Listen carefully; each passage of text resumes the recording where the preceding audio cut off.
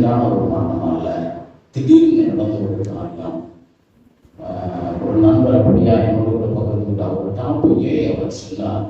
இந்த பட்டிமன்றம் நடந்த மாதிரி ஒரு டாபிக் போட்டோம்னா, இயேசு கிறிஸ்துவின் மரணம் ஒரு அரசியல் சார்ந்ததான், ஆன்மீகம் சார்ந்ததான் அப்படின்ற ஒரு கண்ணோட்டத்தில் நீங்க தியானிங்க. அதான் முன்னுரையாக இருக்கிறது. அரசியல் சார்ந்ததான். ஆனால் ஆண்டவராகிய இயேசு கிறிஸ்து அரசியல் பண்றதுக்கு வரல.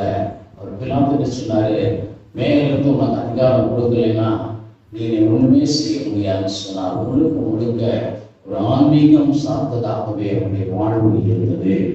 வேதத்திலே ஆதியாகமம் 3ஆம் அதிகாரத்தில் இருந்து இயேசு கிறிஸ்து இந்த உலகத்திற்கு வர வேண்டும், ரத்தம் சிந்த வேண்டும் என்பது தெளிவாய் ஒரு திட்டத்தை தேவன் உண்டு பண்ணினார். அதற்கு பார்த்தோம்னா ஒவ்வொரு புஸ்தகத்திலையும் இயேசு கிறிஸ்துவின் மரணத்தை குறித்து ஏதாவது ஒன்று சொல்லப்பட்டிருக்கும். அதில் ஏசாயா தீர்க்கதரிசி அதிகமாய் சொல்லியிருக்கிறார். சங்கீதங்களின் புஸ்தகத்தில் வாசிக்கிறோம். எல்லா காரியங்களும். அதனால் இது ஒரு முன்குறிக்கப்பட்ட ஒரு காரியம், முன்குறிக்கப்பட்ட ஒரு காரியமாக இருக்கிறது. இந்த இயேசு கிறிஸ்துவின் முதல் வருகையின் தாமதமே இருக்கின்றால் சிலுவையின் மரணத்திற்காகத்தான் அவர் என்ன செய்தார்? அவர் தாமதப்படுத்தி கொண்டிருந்தார். சகோதரர் சாபு செல்லம்மா அவர்கள் ஒரு பிரசங்கத்தை சொல்லும் பொழுது அவர் சொன்னார், இந்த வேதத்தில் மாத்திரமல்ல, எல்லா வேதங்களிலும் இந்த இயேசு கிறிஸ்துவின் மரணத்தை குறித்து சொல்லப்பட்டிருக்கிறது. அவர் ஒரு ஸ்லோகத்தை சொல்லி நமக்கு நாங்கள் எல்லாருக்கும் தெரியும், கேட்டிருப்பீங்க. ஒரு ஸ்லோகத்தை சொல்லி சொன்னார். அதற்கு அர்த்தம், எங்களுக்காக ஒரு திராசான ஒரு சிலுவையிலே ஜீவனை கொடுத்தவரே அப்படின்னு ஒரு அர்த்தத்தோடு கூட அந்த ஸ்லோகம் அமைந்திருக்கிறது. எங்களுக்காக 5 காயங்கள் ஏற்றவரே இருக்கிறது. எல்லா வேதங்களும் இயேசு கிறிஸ்துவின் மரணத்தை முன் அறிவித்ததாக இருந்தது. பிரியமானவர்களே, அவர் எதற்காக இந்த உலகத்தில் வந்தார் எல்லாம் நமக்கு தெரியும். அதனால அவர் ஒரு ஆக்சிடென்டல் அல்ல, இந்த சிலுவையின் மரணத்துக்காக தான் அவர் நெசித்தார். அவருடைய முதல் வருகை தாமதித்துக் கொண்டிருந்தது நமக்கு நன்றாக தெரியும். ஏனென்றால் வேறு எந்த மரணத்தின் மூலமாகவும் ஒரு மனிதனுடைய முழு ரத்தமும் என்ன செய்யாது? சிந்தார். ஒருவேளை வாழால் வெட்டி ஒருத்தனை கொலை செஞ்சாங்கன்னா கொஞ்ச நேரத்துக்கு நீங்க என்ன செய்யணும்? ரத்தம் அப்புறம் அதை குறைஞ்சிடும். எந்த தண்டனையிலும் அந்த ரத்தம் குறைவதற்கு வாய்ப்பு இருக்கிறதுனால் இந்த சிலுவையின் மரணத்தில் மட்டும்தான் ஒரு மனிதனுடைய உடலில் உள்ள அவ்வளவு ரத்தம் என்ன செய்யும்? கீழே சிந்தப்படும். அதனாலதான் இந்த சிலுவை மரணம் ரோமர்கள் காலத்துல தான் இது அவங்க நடைமுறைக்கு கொண்டு வந்தாங்க. அதுவரை இயேசு கிறிஸ்துவின் முதலாம் வருகை தாமதித்தது. நமக்காக மரிக்கத்தான் உலகத்தில் வந்தார். அதனால அவர் வரும் பொழுது அவரை பார்த்து யோவான் சாணகர் சொல்கிறான், இதோ உலகத்தின் பாவத்தை சுமந்து இருக்கிற தேவான். ஆகவே இது ஒரு ஆக்சிடென்டல் அல்ல, நமக்காக நம்முடைய மீட்புக்காக தேவன் முன்குறித்த ஒரு திட்டமாக இருக்கிறது. அந்த தேவனுடைய அந்த மரணம், அவர் தேவகுமாரன் தான் என்பதற்கு இந்த 7 வார்த்தைகள் சாட்சியாக இருக்கிறது. ஏனென்றால் சிலுவையில் அடையப்பட்ட யாரும் இப்படிப்பட்ட வார்த்தைகளை சொன்னதில்லை. அதனால்தான் இந்த மரணத்தை பார்த்து கொண்டிருந்த நூற்றுக்கு அதிபதி மெய்யாகவே தேவனுடைய குமாரன் அப்படின்னு சொல்லுகிறார். ஆகவே இந்த 7 வசனங்கள் ஒரு முக்கியத்துவம் நிறைந்தது. ஒரு சிலுவையில் அறையப்பட்டு சாகிற தருவாயிலே இவ்வளவு நிதானமாய் யாரும் இந்த வார்த்தைகளை செய்ய முடியாது, சொல்ல முடியாது. அவர் தேவகுமாரன். அதனால் இந்த வார்த்தைகள் இந்த நாளிலே தியானிப்போம். முதலாம் வார்த்தை தியானிப்பதற்கு முன்பாக ஒரு வேத பாடத்தை வாசிக்கிறோம்.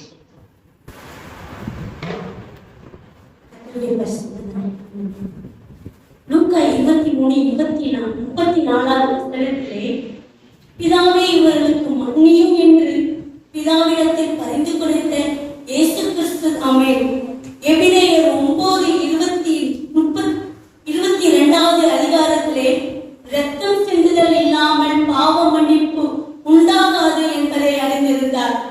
இதற்கான லேவியர் ஆகமம் 4வது அதிகாரம் 3-5 வசனங்களில் சொல்லப்பட்டிருக்கிறது. பிரதான ஆசாரியர் ஜனங்களின் பாவம் நிவர்த்தி செய்வதற்காக பழுதற்ற ஆட்டுக்குட்டியினுடைய இரத்தத்தை கொண்டு ஒரு நியதி உண்டு. இந்த இடத்தில் சொல்லப்பட்டது பழுதற்ற ஆட்டுக்குட்டி. பழுதற்ற ஆட்டுக்குட்டி கிடைக்குமா? டவுட் தான்.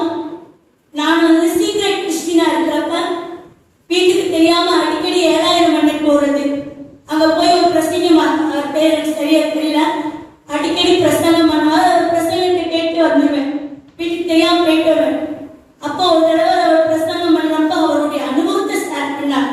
எப்படின்னா, அவர் வீட்டுல ஒரு போட்டா என்ன இருக்கும், நம்ம இந்த வருஷம் சர்ச்சில் நம்ம கொடுத்த கேலண்டர்ல தான் ஒரு போட்டா இயேசு கிறிஸ்து ஒரு ஆட்டுக்குட்டியை மார்போடு அரவணைத்துட்டு இருக்கிற மாதிரியும், அவரை சுத்தி ஆட்டுக்குட்டி அவரை பார்த்துட்டு இருக்கிற மாதிரி. அப்ப அதை பார்த்து அவர் எழுப்பாராம், ஆண்டவரே இந்த ஆட்டுக்குட்டி மாதிரி இல்ல, இந்த மார்போடு அடைஞ்சிருக்கிற ஆட்டுக்குட்டி மாதிரி என்ன அரவணைச்சுக்கோங்கப்பா அப்படின்னு ஜெபிச்சுட்டே போயிட்டே இருப்பாங்க. அப்போ ஒரு நாள் ஆண்டவரை நில்லுப்பா, இப்படி ஜெபிச்சுட்டே போறியே, நல்லா அந்த ஆட்டுக்குட்டியை பாருப்பா அப்படின்னு. உடனே ஒரு நாள் நின்று அந்த ஆட்டுக்குட்டியை பார்த்துட்டே இருக்கப்ப அந்த ஆட்டுக்குட்டி காலில் காயம் விட்டு ரத்தம் வந்துருக்கிறார். அப்படியேப்பா, இது சொன்னே கேட்காம போன ஆட்டுக்குட்டிப்பா, காயப்பட்டு இருக்கு. அப்ப கீழ்ப்படியாமல் போன ஆட்டுக்குட்டி பழுதான ஆட்டுக்குட்டியாய் போகிறது. இரண்டாவது, காணாமல் போன ஆடு. காணாமல் போன ஆடு இது அக்கச தொலைச்சிருச்சு. இதைத்தான் உன்னத பாட்டு 5வது அதிகாரத்துல சூழவித்தியாலமா சொன்னாங்க. என்ன, போக வேண்டிய இடத்தை விட்டுட்டு வேற இடத்துக்கு போயிட்டாங்க. வேற இடத்துக்கு போன இடம் சரியான ராங்கான பிளேஸ். அந்த அம்மாவே சொல்றாங்க, என் வஸ்திரத்தை கழட்டி போட்டேன் என்று. விளைவு என்ன? வெளியே வந்தாங்க, காவலாளிகள் அடிச்சு வெளுத்து வாங்கிட்டாங்க. இதைத்தான் நேசர் உன்னத பாட்டு 1வது அதிகாரம் 7-8 சூழவித்தியாலை பார்த்து சொல்றார், மந்தியின் காவலிகளை தொடர்ந்து போயிருந்தால் நீ கூடார நிலையில் சேர்ந்திருப்பார். அப்ப காணாமல் போன ஆடும் பழுதாகிதான் போகிறது. மூன்றாவது, யோவான் 10வது அதிகாரம் 12வது அதிகாரத்தில் சொல்லப்பட்டிருக்கிறது, மேய்ப்பன் இல்லாத ஆடுகள். ஆடுகள் தனக்கு சொந்தமில்லாத கூலி ஆள் ஓனாய் வருகிறதைக் கண்டு ஆடுகளை விட்டு ஓடி போகிறார். அப்போது ஓனாய் அவர்களை பீறி சிதறடிக்கும் என்று சொல்லப்பட்டிருக்கிறது. இதைத்தான் இயேசு கிறிஸ்து மத்தேயு 9வது அதிகாரம் 33வது வசனத்தில் சொல்லப்பட்டிருக்கிறார், ஜனங்கள் மேய்ப்பன் இல்லாத ஆடுகளைப் போல் சிதறிக்கப்பட்ட மனதுருகினார் என்று. அப்ப மேய்ப்பன் இல்லாத ஆடுகளும் பழுதான ஆடுகளாய் மாறிவிடும். அப்ப பழுதற்ற ஆட்டுக்குட்டி வேண்டும் என்று சொல்லப்பட்டிருக்கிற லேவியாவிடத்துல. அப்ப பழுதற்ற ஆட்டுக்குட்டி வேணும் அப்படின்னா மேய்ப்பர்கள் தேவை. மேய்ப்பர்கள் போஸ்ட். மேய்ப்பர்கள்னா நமக்கு ஈஸியான டெஃபினிஷன். மேய்ப்பர்கள்னா யாருப்பா? ஈஸியான டெஃபினிஷன், ஆடுகளை மேய்க்கிறவர்கள் மேய்ப்பர்கள். ஆனால் யோவான் 10வது அதிகாரத்தில் 2வது வசனத்தில் சொல்லப்பட்டிருக்கிறது, வாசல்களில் பிரவேசிக்கிறவனே மேய்ப்பனாக இருக்கிறான், வாசலை காக்கிறவன் அவனுக்கு திறக்கிறான். செக்யூரிட்டி தான் கேட்ட திறந்துடும். செக்யூரிட்டி எல்லாரும் கேட்ட திறந்துடுவாங்களா? இல்ல. நிறைய பேர் இண்டஸ்ட்ரியில ஒர்க் பண்றோம், செக்யூரிட்டி எல்லாம் கேட்டு திறந்துட மாட்டாங்க. அந்த இடத்துல அப்பாயின்மெண்ட் ஆயிருக்கும். எல்லாருக்கும் ஈஸியா அப்பாயின்மெண்ட் கிடைக்குமா? இல்ல. என்ன இருக்கணும், இன்டர்வியூ வச்சிருப்பாங்க, டெஸ்ட் வச்சிருப்பாங்க. அப்படிதான் இது ஒரு பெரிய ஆட்டு மந்தையா இருக்கும் பொழுது அந்த இடத்துல பெரிய ஆட்டு மந்தையில 4 போஸ்ட் வேக்கன். ஆட்டு மந்தையோட போஸ்ட் 4 போஸ்ட் வேக்கன். அதுக்கு இன்டர்வியூ நடத்துறார் நம்மளுடைய பிதாவானவர். இன்டர்வியூ நடத்துறார். அந்த இன்டர்வியூக்கு ஃபர்ஸ்ட் நம்ம யார்? மோசே வர. மோசே வரப்ப பிதாவானவர் மோசே பார்த்து ஒரு இன்டர்வியூ கேட்கிறார், ஆர் யூ குவாலிஃபைட்? நீ மோசேக்கு ரொம்ப சந்தோஷம். உடனே ஒரு ஃபைலை தூக்கி நீட்டுற. உடனே அந்த பிதாவானவர் அந்த ஃபைலை திறந்து ஒவ்வொரு ஸ்டோன் டிக்கெட்டா எடுத்து பார்க்கிறார். பார்க்கிறப்ப அப்போஸ்தலர் 7:20 சொல்லப்பட்டது போல எகிப்தின் சகல சாஸ்திரங்களை கட்டி சென்ற சகலகலா வல்லவன். அடுத்த ஸ்டோன் டிக்கெட் எடுக்கிறார். வாக்கிலில் வல்லவன், ஸ்பீச் காம்படிஷன் சூப்பர். 3வது ஸ்டோன் டிக்கெட் எடுக்கிறார். செய்தியில் வல்லவன், கரிக்குலர் ஆக்டிவிட்டி ஸ்போர்ட்ஸ்ல சகலகலா வல்லவன் ஸ்டோன் டிக்கெட் அடிச்சு தள்ள. கடைசி ஒரு ஸ்டோன் டிக்கெட்டை பார்த்தவன் பிதாவானவர் அப்படியே யோசிக்க ஆரம்பிச்சு, அது என்ன சர்டிபிகேட்? எஃப்ஐஆர் ஃபைல் ஆயிடுது. என்ன அப்படின்னா, எகிப்து தேசத்துல ஒரு எகிப்தியனை கொண்டு போன ஒரு எஃப்ஐஆர் ஃபைல். உடனே பிதாம நான் யோசிக்கிற, சாதா ஒரு மனுஷனை கொண்டு போட்டுவாரு, மேய்ப்பர் அப்பாயின்மெண்ட் ஆனா ஈஸியா மாறினது ஆட்டையும் கொண்டு போட்டுவாரு. என்ன செய்யணும்னு பாக்குறாரு, 4 போஸ்ட் வேக்கன், வந்திருக்கிறது எத்தனை பேர் தான்? 4 பேர் தான். போஸ்ட் போட்டுதான் ஆகணும். சரிப்பா நீ வா, உனக்கு ஒரு ட்ரைனிங் கொடுக்குறேன் அப்படின்னு சொல்லிட்டு யாத்ராவும் 3வது அதிகாரத்தில் சொல்லப்பட்டது போல கோரை பணந்திரத்துல போய் 40 வருஷம் ஆடுகளை மேய்த்து கொண்டு வாப்பா அப்படின்னு ட்ரைனிங் அனுப்பிடுறாரு. 40 வருஷம் கழிச்சு ட்ரைனிங் வந்தோடனே இது பிதாவானவர் மோசே அழைக்கிறார். எப்பா ட்ரைனிங் போயிட்டு வந்தையே, எப்படிப்பா இருந்தது அப்படின்னு மோசே வருஷறார். படிப்பறியை, எழுத்தறியை, திக்குவாய், மந்தனாவுன்னு என்னையா கத்துட்டு வந்த?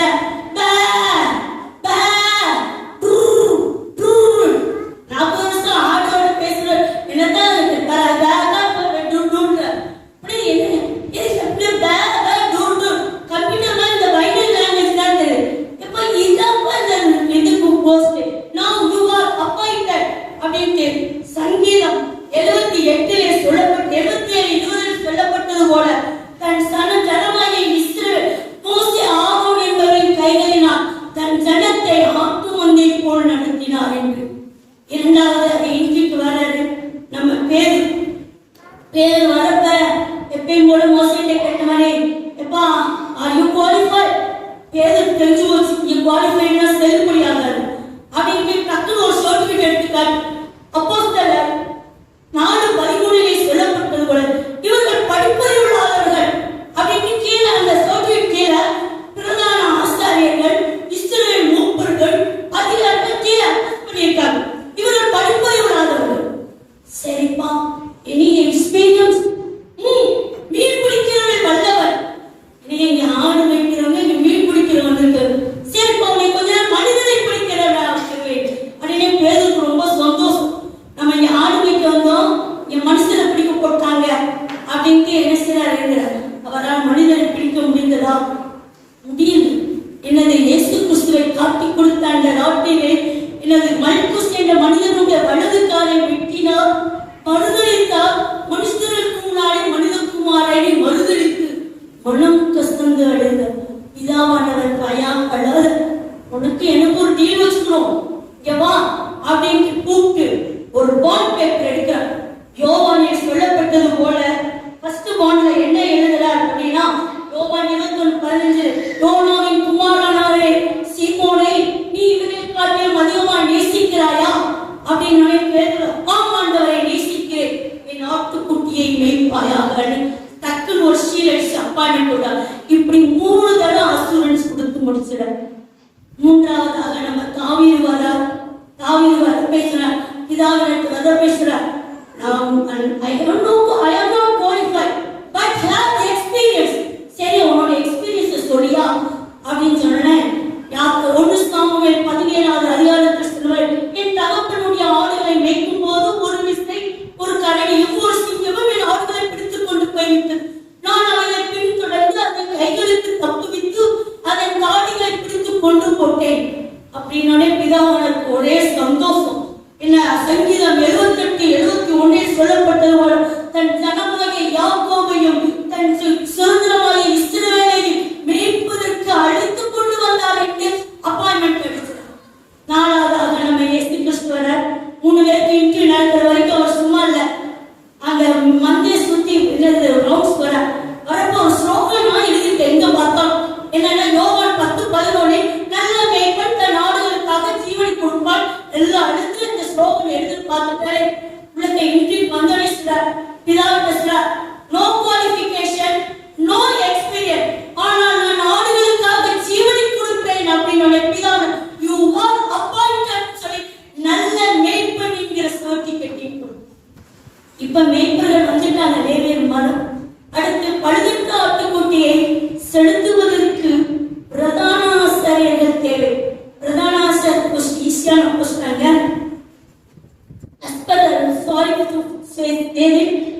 பிரதான ஆசாரியர் போஸ்டுக்கு கம்யூனிட்டி சர்டிபிகேட் தேவை. as per rules of என்னாகமம் 8வது அதிகாரம் 24-25 வசனத்தில் பார்க்கும்போது லேவி கோத்திரத்தாராய் இருக்க வேண்டும். அப்படி லேவி கோத்திரத்தாராய் இருந்தால் 25 வயசுல அப்பாயின்மெண்ட், 30வது வயசுல ஆசாரியர் காரியத்தை செய்யலாம். அதனால 25 வயசுல அப்பாயின்மெண்ட், 30 வயசுல தான் இருக்கும் அப்படின்னா நாங்க கவர்மெண்ட் ஜாப்ல அப்பாயின்மெண்ட் போட்டு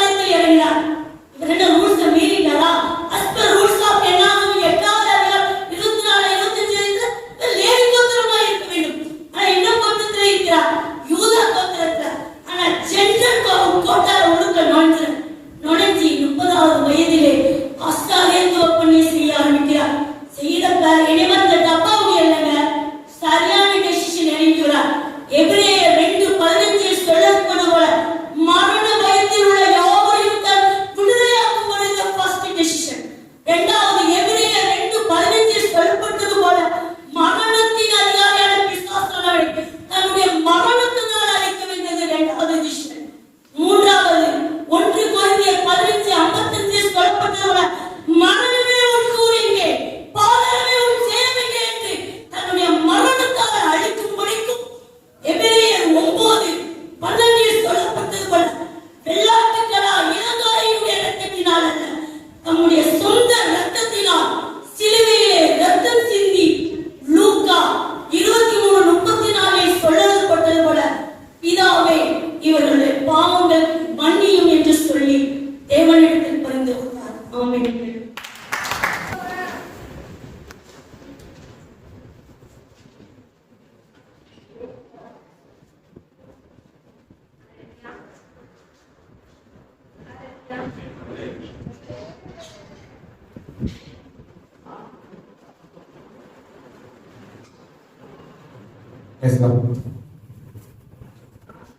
ஹalleluya ஹalleluya. ஏழு பிரசங்கத்தை கேட்கிறது ரொம்ப கஷ்டம்தான். நான் முன்னாடி நினைச்சிருக்கேன் இயேசுப்பா அவரை ஃபுல்லா அடிக்கிறாங்க, ரொம்ப கஷ்டத்துல இருக்கிறாரு. அவர் பாட்டுக்கு ஒரு 20 வார்த்தை பேசியிருந்தா அவர் 20 பிரசங்கிகளை தேடணும், 20 வார்த்தைகளை பிரசங்கிக்கணும், ரொம்ப கஷ்டம்தான். ஆனா கர்த்தர் நல்லவர். ஜஸ்ட் 7 வார்த்தை மட்டும் பேசி முடிச்சிருக்காரு. அவருக்கு மகிமை உண்டாவதாக.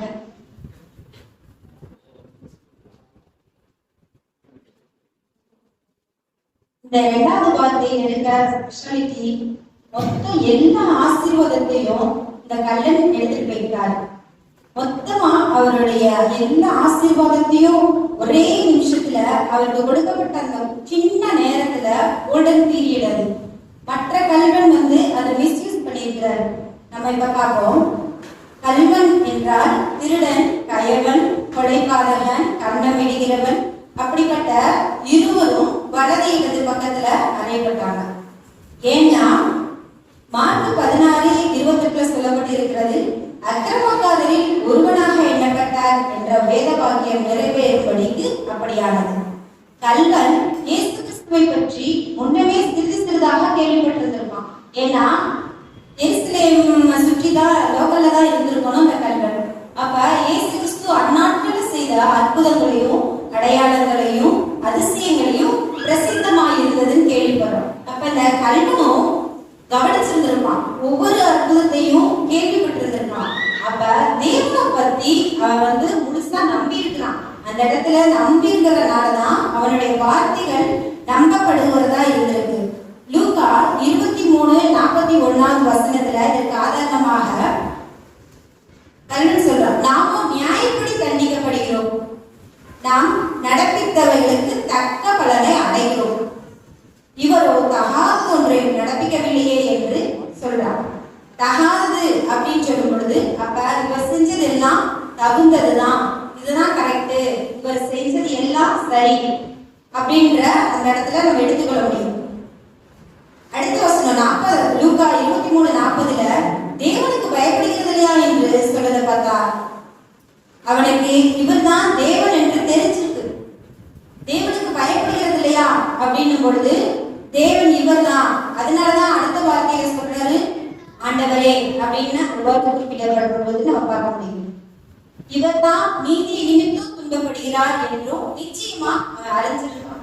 நீதியை நிமித்தம் துன்பப்படுகிறார் என்ற பொழுது அவனுக்குள்ள ஒரு அறிவு, தேவனை பற்றிய அறிவு. இவர் தான் பரலோகத்தின் ராஜா, இவர் தான் சிங்காசனத்தில் இருக்க போறவர், இனி இவர் தான் மீண்டும் ராட்சியத்துல வரப்போகிறவர் அப்படின்ற அந்த அறிவு இந்த கல்வனுக்குள்ள இருந்திருக்கு. அதனாலதான் அவர் ஆண்டவரே நீர் உம்முடைய ராட்சியத்தில் வரும்போது அடியனை நினைத்தலும் சொல்றான். ரோமர் 10:17 சொல்லப்பட்டிருக்கிறது, விசுவாசமானது கேள்வியினால் வரும் அப்படின்னு சொல்லப்படுது. கல்வன் விசுவாசத்தை இருதயத்தில் ஏற்றுக்கொண்டதுனால்தான் வாயை அறிக்கையிட்டான். அந்த விசுவாசம் அவனுக்குள்ள துவங்கப்படுகிறது. முன்னமே அவன் அறிஞ்சிருக்கான். அந்த விசுவாசத்தை இருந்தனால்தான் அவன் நீதிமானாக்கப்படுறான். விசுவாசத்தினால் நீதிமான் பிழைப்பான் என்றபடியாகவே அந்த நேரத்துல அவனுக்கு ரட்சிப்பை பெறலாம். இப்ப சிலுவையில் தொங்குகிற கல்வன், 2 கல்வனிடத்திலும் காணப்பட்ட டிஃபரன்ஸ் ஆஃப் ஒப்பீனியனை நம்ம பார்ப்போம். லூக்கா 23:39 இதற்கு ஆதாரமாக இருக்கிறது. ஒரு கல்வன் என்ன சொல்றா? தேவனை இகழ்ந்தான். அடுத்து பரிகாசம் பண்ணினான். தேவனை இகழ்றான், பரிகாசம் பண்றான். இதனால அவன் என்ன நடந்துச்சு? ரட்சிப்பை இழந்தான். எப்படி இகழ்ந்தான்? நீ கிறிஸ்துவானால் நீ உன்னையும் ரட்சித்துக்கொள், எங்களையும் ரட்சித்துக்கொள். கிறிஸ்துவானால் ஒரு சந்தேகத்துல சொல்றார். அப்ப சந்தேகப்படுகிறவன் ஒன்றையும் பெற்றுக்கொள்ள முடியாதுன்னு வேதவசனம் சொல்லப்படுகிறது. அப்ப இவன் தேவனை பற்றி இகழ்ந்தான். அதுக்கு கொஞ்சம் முன்னாடி பார்த்தோம்னா அந்த வசனத்தில் எழுதப்பட்டிருக்கிறது, பரிசேயர் சதுசேயர் அந்த சிறைக்காவலர்கள் எல்லாருமே இயேசு கிறிஸ்துவானால் உன்னை ரட்சித்துக்கொள் அப்படின்னு சொல்றாங்க. அப்ப இத கவனிச்சுட்டு இருந்த அந்த கள்ளன் மற்றவங்களுடைய காரியத்தை அப்படியே அக்செப்ட் பண்ணி அதை வெளிப்படுத்துறான். இப்ப நம்மளும் எப்படிப்பட்டவங்களா இருப்போம்? மற்றவர்களை சுற்றி காணப்படுகிற அவிவிசுவாசமானவர்களோட இருக்கிற நம்மளும் தேவனை பற்றி எந்த விதத்திலையும் எந்த நேரத்திலையும் நம்ம சிந்தனையும் இருதயத்திலையும் உயர்ந்த சிந்தனைகளே இருந்தாலும் நாம ஆராய்ச்சி பார்க்கணும். அப்ப இதனால தேவனை பரிகாசம் பண்ணினது நிமித்தம், தேவனை இகழ்ந்தது நிமித்தம் வேற ரட்சிப்பை அந்த இடத்துல இழந்து போகிறான். அடுத்து மற்றொரு கல்வனை பார்க்கணும்னா இவர் தான் இந்த ஜாக்பாட்டுக்கு சொந்தக்காரர். இந்த இரண்டாம் வார்த்தை இன்று நீ என்னோடு கூட பரதேசி இருப்பாய் என்ற மொத்த ஆசீர்வாதத்தையும் இவர் ஈஸியா பெற்றுக்கிறார். இவரை போலவே நாமளும் இன்னைக்கு ரூத் சிஸ்டரை பார்ப்போம். ரூத் அவங்க என்ன செஞ்சிருக்காங்க? ஆசீர்வாதத்தை பொறுக்கி எடுத்திருக்காங்க. ஆனா நாம இன்னைக்கு பொறுக்கி எடுக்க வரல, மொத்தமா ஆசீர்வாதத்தை அள்ளிட்டு போக வந்திருக்கோம். ஏன்னா பரம கோபாசனாகிய தேவன் நம்மளுக்கு அள்ளி கொடுக்கிறவர். அவர் கிள்ளி கொடுக்க மாட்டார், அள்ளி கொடுக்கிறவர். இன்னைக்கு ரட்சிப்பின் வஸ்திரத்தை நம்ம கொண்டு வந்திருக்கோம்னா அதை விரிவா பிடிச்சோம்னா 7 வார்த்தையினுடைய ஆசீர்வாதத்தையும் மொத்தமா எடுத்துட்டு போகலாம். அதுல ஸ்பெஷாலிட்டி இந்த 2வது வார்த்தை. இந்த மற்றொரு கல்வன் என்ன செஞ்சார் பாருங்க. இவர்கிட்ட இருக்க குட் குவாலிட்டிஸ் நம்ம பார்ப்போம். தேவனை உயர்த்துகிறாரு. தேவனுக்கு நீ பயப்படுகிறது இல்லையா என்ற வார்த்தை பார்த்தோம்னா தேவனுக்கு பயந்திருக்கிறான்னு தெரிய வருது. அப்ப விசுவாசத்தை வெளியிடுறான். இதனால இவருக்கு கிடைச்சது ரட்சிப்பை பெறுறான். அடுத்து தன்னைத்தானே உணர்கிறான், தன் பிழையை உணர்கிறான், தன் பிழையை அறிக்கையிடுகிறான். நாம் நியாயப்படி தண்டிக்கப்படுகிறோம். நம்ம செஞ்ச காரியத்துக்கு, கொலைபாதகம் அக்கிரமங்களுக்கு தகுந்தபடி நாம தண்டனை அனுபவிக்கிறோம். ஆனா இவரே தகாத ஒன்றையும் நடப்பிக்கவில்லையே, இவர் நீதிப்படி துன்பப்படுகிறாரே என்று அவர் தேவனை குறித்த அறிவில வளர்ந்திருந்தனாலதான் இந்த வார்த்தையை சொல்ல முடியும். டக்குன்னு அந்த சிலுவையில போறப்ப மட்டும் அவர் இந்த காரியம் நடைபெறல. அதற்கு முன்னமே கொஞ்சம் கொஞ்சமா அந்த விசுவாசம் அவருக்குள்ள இருந்திருக்கு. முன்னமே அவருக்கு அந்த சுவிசேஷம் அறிவிக்கப்பட்டிருக்கு. சுவிசேஷம் என்பது உள்ளான மாற்றம். உள்ளான மாற்றம் இருக்க போதுதான் அற்புதம் என்பது வெளியரங்கமான மாற்றம். இந்த அற்புதத்தை அவர் பெற்றுக் கொள்றார். அந்த சிலுவையிலே கொடுக்கப்படாத கொஞ்ச நேரத்தை அவர் மிஸ்யூஸ் பண்ணாதபடிக்கு தேவனை கவனித்துக்கிட்டே இருக்கிறாரு. வாயிலிருந்து புறப்படுகிற ஒவ்வொரு வார்த்தையும் பார்க்கும்போது ஃபர்ஸ்ட் வார்த்தையில பிதாவே இவர்களுக்கு மன்னின்னு சொல்லும்போது அந்த வார்த்தையில அவர் உடைக்கப்படுறார். இவர் இவ்வளவு பாடுபடுத்தியும் இவர் மன்னியும் சொல்றாரே, அந்த வார்த்தை அவர்களுக்குள்ள ரொம்ப உள்ள ஆழமா சொல்லுது. எபிரேயர் 11:1 சொல்லப்பட்டிருக்கிறது, விசுவாசமானது நம்பப்படுகிறவர்களின் உறுதி. கல்வன் தான் கேள்விப்பட்டதையும் பார்த்த எல்லாவற்றையும் உறுதியாக நம்பினான். அதனாலதான் தகாதவரை செய்யவில்லையே சொல்லியிருக்கான். காணப்படாதவரை நிச்சயம் பரலோக ராஜ்யம் தான் அது. அந்த அறிவு அவனுக்குள்ள இருந்ததுனால அதற்கு சாட்சியா உன்னுடைய ராஜ்யம் வரும்பொழுது நினைத்தவன் சொல்றார். அந்த நினைத்தவனும் என்ற வார்த்தை தன்னை தாழ்த்துகிற வார்த்தை. தேவனுடைய ராஜ்யத்தை பெற்றுக்கொள்ள வைத்தது. நிச்சயமாகவே அவனுடைய நம்பிக்கை வீண் போகல. 2 கல்லர்கிட்டையும் இருந்த காரியத்தை பார்த்தோம்னா, ஒரு கல்லர் சந்தேகத்தோடு நீ கிறிஸ்துவானா அப்படின்னு டவுட்டோட சொல்றான். ஆனா மற்றொரு கல்லன் இவர்தான் தேவன், இவர்தான் தேவனுடைய ராஜ்யத்தின் சொந்தக்காரர், இவர்தான் ராஜாதி ராஜான்னு அறிந்திருந்தனால அவனுடைய எதிர்பார்ப்பு எல்லாமே தேவனுடைய ராஜ்யத்தை குறித்து இருந்திருக்கு. அதனாலதான் அவனுடைய ராஜ்யத்தை நினைத்துக் கொள்ளும் சொல்றாரு. நாங்களும் தேவ சமூகத்தில் போகிற நாங்களும் ஒவ்வொரு நாளும் இம்மைக்குரிய காரியங்களை தேடிக்கொண்டு தேவனிடம் ஏற்றுக்கொள்வோமானால் நம்மளுடைய காரியங்கள் பரிதவிக்கப்பட்டதா இருக்கும். மறுமைக்குரிய பரலோக ராஜ்யத்தை குறித்து எப்பொழுதும் சிந்திக்கிறவர்களாகவும் அதற்கென்று ஆயத்தப்படுத்துகிறவர்களாகவும் இருந்தால் நாம் அந்த கல்வனை போல இன்று நீ என்னோடு கூட பரதேசில் இருப்பாய் என்ற ஆசீர்வாதத்தை சுதந்திரித்துக் கொள்ள முடியும். ரோமர் 11:22 சொல்லப்பட்டிருக்கிறது, தேவனுடைய தயவையும் கண்டிப்பையும் பார், விழுந்தவரிடத்தில் கண்டிப்பையும் உன்னிடத்தில் தயவையும் காண்பித்தார், அந்த தயவிலே நிலைத்திருப்பாயானால் உனக்கும் தயவு கிடைக்கும் என்று வேதம் சொல்லுகிறது. ஏசாயால சொல்லப்பட்டிருக்கிறது 51:14 சிறைப்பட்டு போனவன் தீவிரமாய் விடுதலையாவான் என்று சொல்லப்பட்டிருக்கிறது.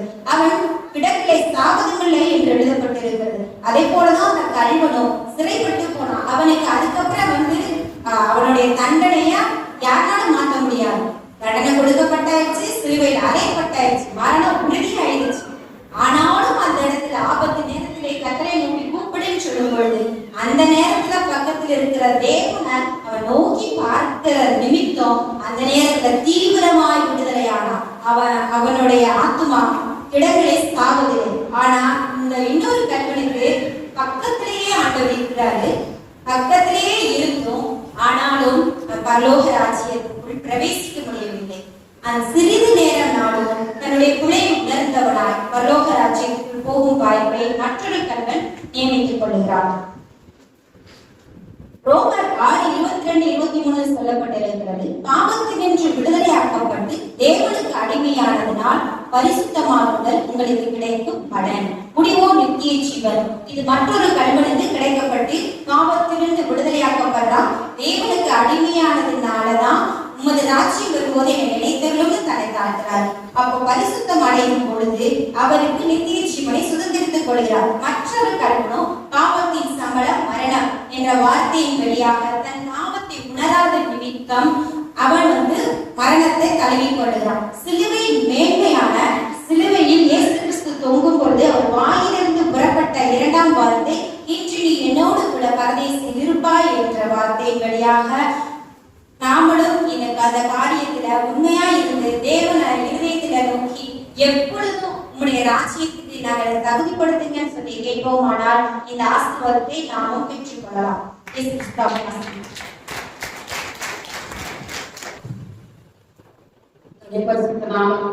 உண்டாவதாக நம்ம 2 வார்த்தைகளை கேட்போம். இப்பொழுது 3வது வார்த்தையை நம்ம கேட்க போகிறோம்.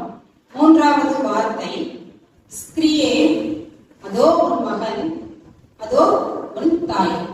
இயேசு சொன்ன வார்த்தை ஸ்திரீயே அதோ உன் மகன், அதோ உன் தாய். இதற்கு ஆதாரமாக வசனத்தை வாசிக்க கேட்போம். யோவான் 17வது அதிகாரம் 26வது வசனம் 27வது வசனம். யோவான் 17ஆம் அதிகாரம் 26வது வசனம் 27வது வசனம். யோவான் 17ஆம் அதிகாரம் 26.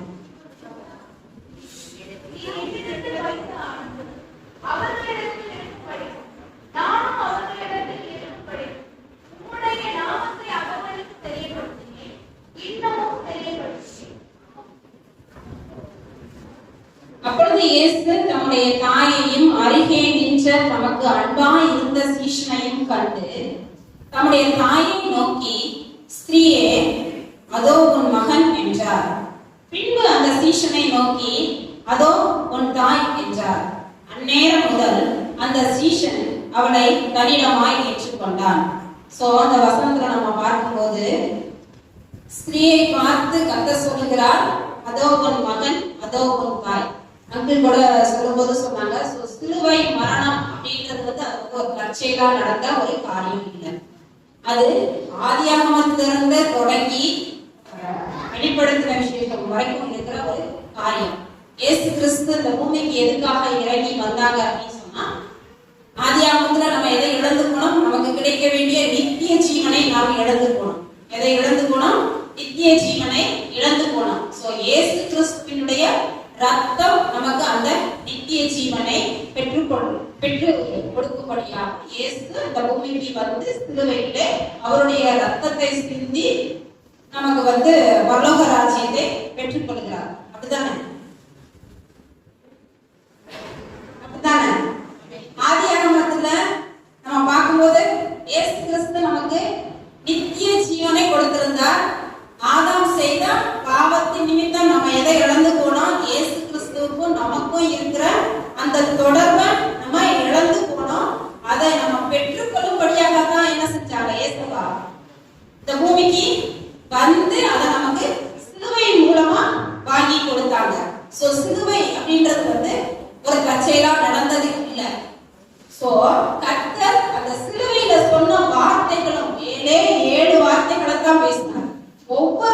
நாளையும் ரொம்ப முக்கியமான வார்த்தை.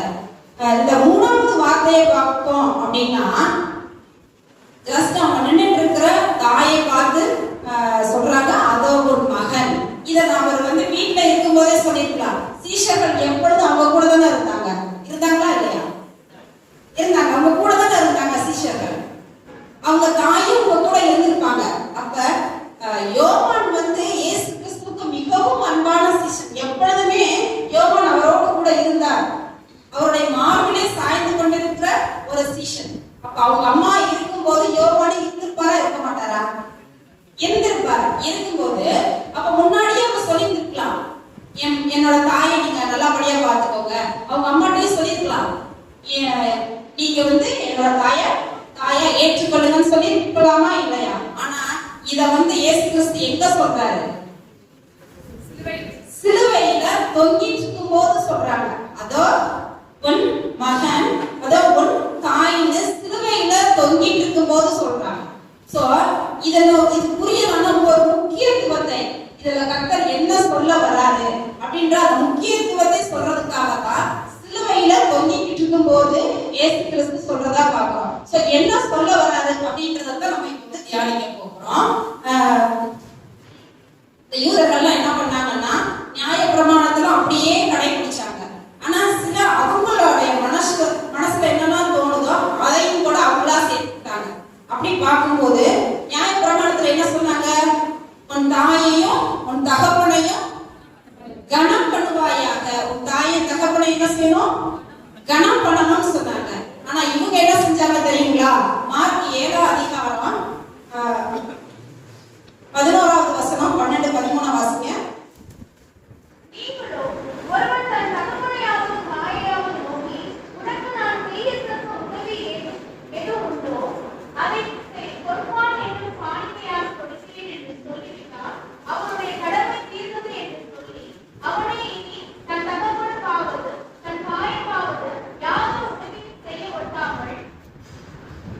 சோ நியாய பிரமாணத்துல சொன்னது என்ன சொல்லிருந்தாங்க?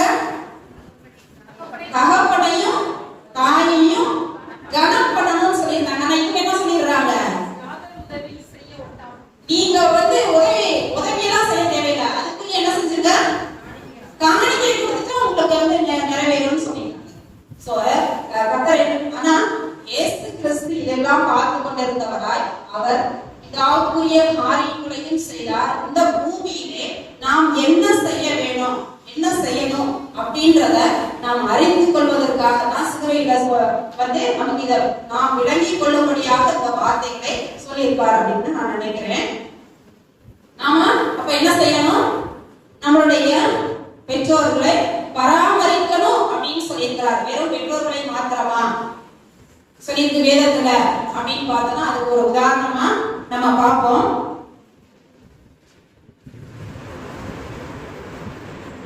இதுக்கு முன்னாடி இயேசு கிறிஸ்துவோடு பிறந்த சகோதர சகோதரிகள் இருந்தாங்களா? இருந்தாங்க. எத்தனை பேர் இருந்தாங்க? 4 சகோதரர்கள், இன்னும் சகோதரிகள் இருந்ததாக மார்க் 6ஆம் அதிகாரம் 3வது வசனத்துல பார்ப்போம். மார்க் 6ஆம் அதிகாரம் 3வது வசனத்துல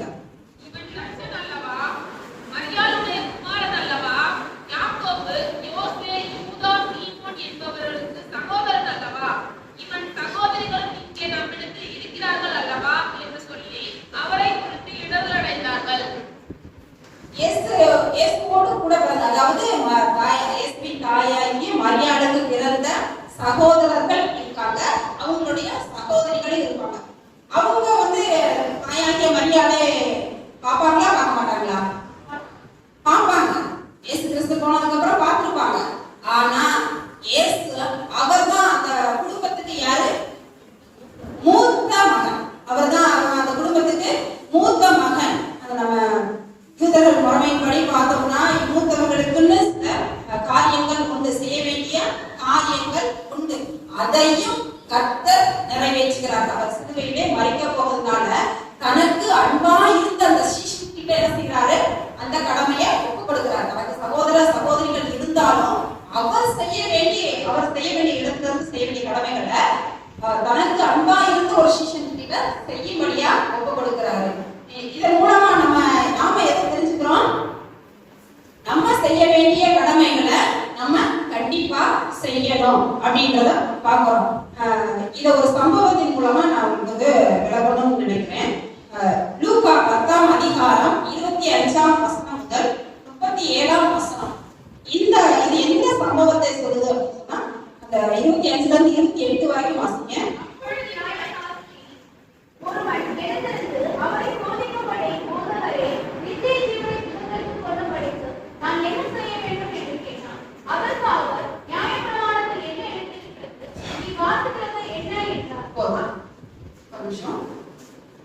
இந்த ஒரு நியாய சாஸ்திரி இயேசு கிறிஸ்துவிட்ட வந்து கேக்குறாரு, நான் நித்திய ஜீவனை அடைவதற்கு நான் என்ன செய்யணும்?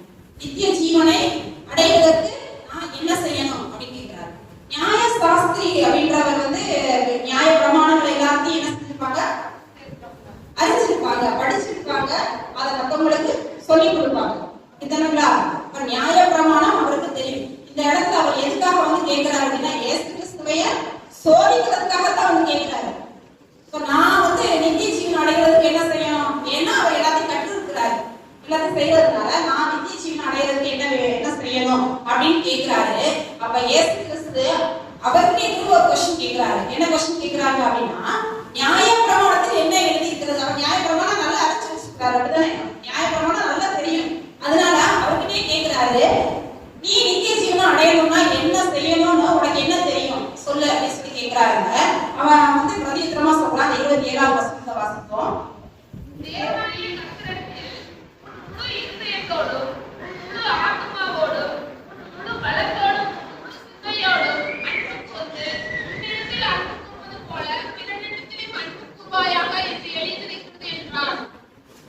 இங்க என்ன சொல்லப்பட்டிருக்கிறது?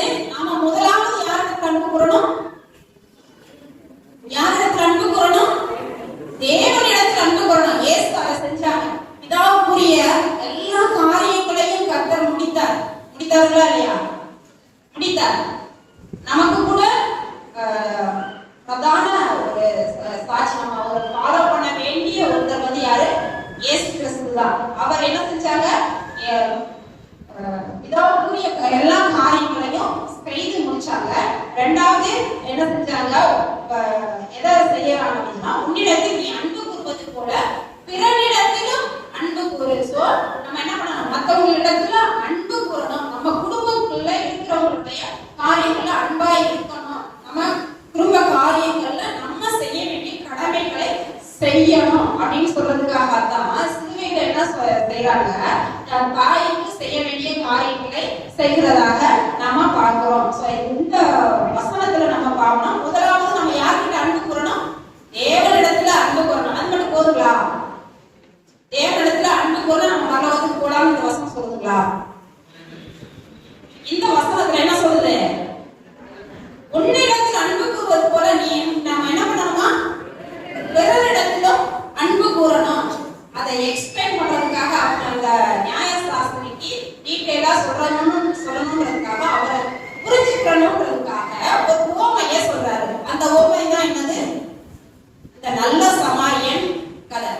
நல்ல சமாரியன் கதையை வந்து அந்த நியாய சாஸ்திரிக்கு சொல்றாரு. இந்த கதை எல்லாருக்கும் தெரியும் நினைக்கிறேன், சனி கிளாஸ் கூட தெரியும்.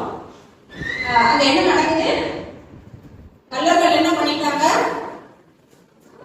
ஒருத்தனை அடிச்சு போட்டு போயிட்டாங்க, அப்படிதானே?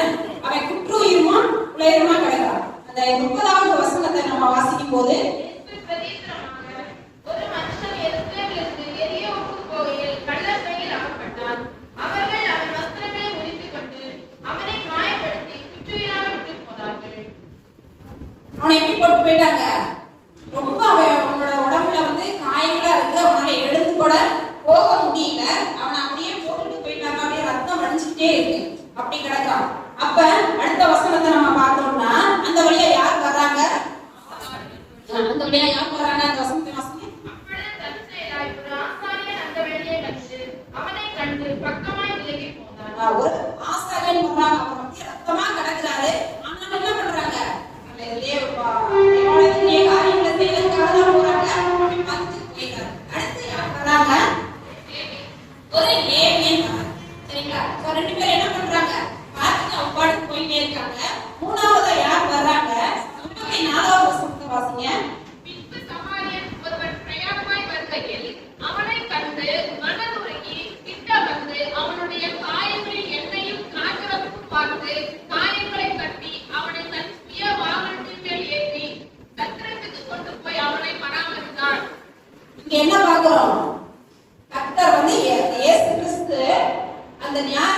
பத்தி எக்ஸ்பிளைன் பண்றாரு. அவனை பார்த்து கண்டு மனதுருகி அவனுடைய இருதயத்துல ஃபர்ஸ்ட் என்ன வருது? ஒரு அன்பு. அவனை பார்த்து அவனுக்கு ஏதாவது செய்யணும் அப்படின்னு ஒரு அன்பு அவனுடைய இருதயத்துல வருது. அவன் மனதுருகி அவன் பக்கத்துல போயிட்டு ஐயோ நமக்கு ஏதாவது இதனால ஏதாவது பாதிப்பு வந்துருமோ அப்படின்னு நினைக்கல. அவன் என்ன செய்யறான்? அவன் பக்கத்துல போய் கிட்ட வந்து அவனுடைய காயங்களை அவன் கிட்ட ஃபர்ஸ்ட் என்ன கையில இருக்கிறத வச்சு அவன் காயங்கள் எல்லாம் எண்ணெய் பூசி அந்த காயங்களுக்கு என்ன செய்யறான்? மருந்து கட்டுறான். ஏன்னா அந்த நாட்களில ஒரு இடத்துல இருந்து இன்னொரு இடத்துக்கு வாகனத்துல கழுதை இந்த மாதிரி இடத்துல போயிட்டு இருப்பாங்க. அவங்களுக்கு தேவையான காரியங்கள் நிறைய வச்சிருப்பாங்க. அந்த அதுலயே வந்து வச்சிருப்பாங்க. ஸோ அவங்ககிட்ட இருக்கிறத காரியங்கள்ல என்ன செய்ய முடியுமோ அந்த அடிப்பட்ட அவருக்கு வந்து அவருடைய காயங்கள் எல்லாம் கட்டி சத்திரத்துக்கு கூட்டிட்டு போய் அவர் என்ன செஞ்சிருக்கலாம்? பராமரிக்கிறாங்க. சிலுவையிலையும் என்ன சொல்றாங்க? தன்னுடைய தாயை பராமரிக்கும்படியாக தன்னுடைய சிஷ்யன்களை கொடுக்குறாங்க. சோ கர்த்தர் நம்மகிட்ட என்ன சொல்ல வர்றாரு? தேவனிடத்துல அன்பு கூறணும். அதோடு கூட நம்ம என்ன செய்யணும்? மற்றவங்ககிட்டையும் அன்பா இருக்கணும் அப்படின்றதான் சொல்ல வர்றாங்க. அப்படித்தானே? அப்பதான் நம்ம என்ன பண்ண முடியும்? பரலோகத்துக்கு போக முடியும். இந்த நியாயசாஸ்திரி என்ன கொஸ்டின் கேட்கிறாரு? நான் நித்திய ஜீவனை அடைவதற்கு நான் என்ன செய்யணும் தான் கேட்கிறாரு. அப்படித்தானே? நான் நித்திய ஜீவனை அடைவதற்கு என்ன செய்யணும் கேட்கிறாரு. நித்திய ஜீவனை அடைவதற்கு தான் என்ன சொல்லி கொடுக்குறாங்க? தேவனிடத்துல அன்பு கூறு. அப்புறமா நீ என்ன பண்ணணும்? கண்டிப்பா பிறனிடத்திலும் அன்பு கூறணும் அப்படின்னு சொல்லி சொல்றாங்க. சோ நம்ம வேதத்துல பார்த்தோம்னா அன்புக்குன்னே ஒரு அதிகாரம் இருக்குங்க. அது என்ன அதிகாரம் எல்லாருக்கும் தெரியும் நினைக்கிறேன். 1 கொரிந்தியர் வேதம் வந்து ரொம்ப இருக்கிற ஒவ்வொரு வசனமும் ரொம்ப முக்கியமானது. அப்படிதானே?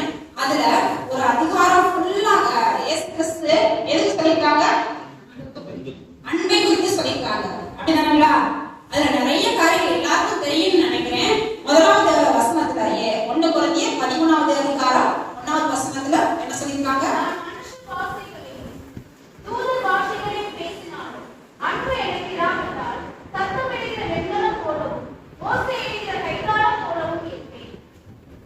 நம்ம ஆவிக்குரிய ஜீவியத்துல நல்ல வளர்ந்தவர்களா இருக்கலாம்.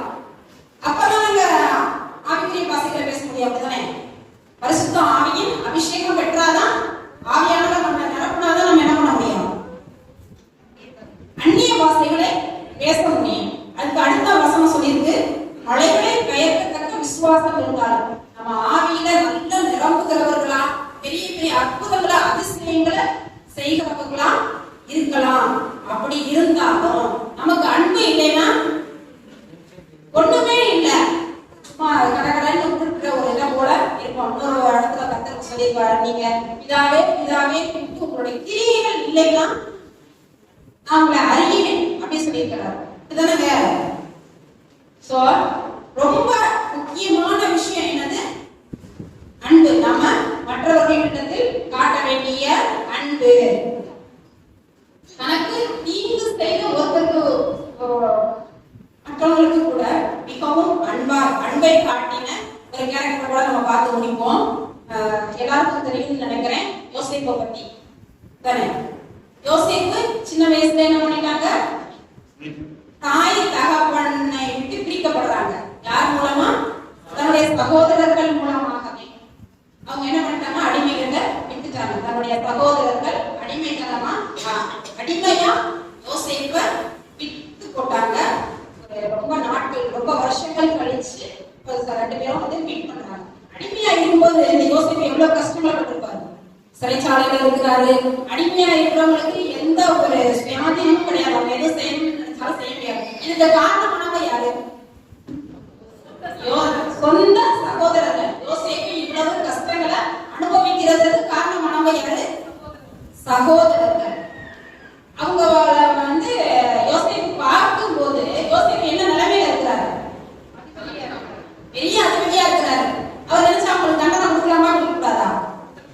கொடுத்துருக்கலாம். அதுக்கு மாறா அவர் என்ன செய்யறாரு? அவங்கள பார்த்த உடனே அந்த வேத வசனம் சொல்லுது, அவங்க முன்னாடி நிற்க முடியல.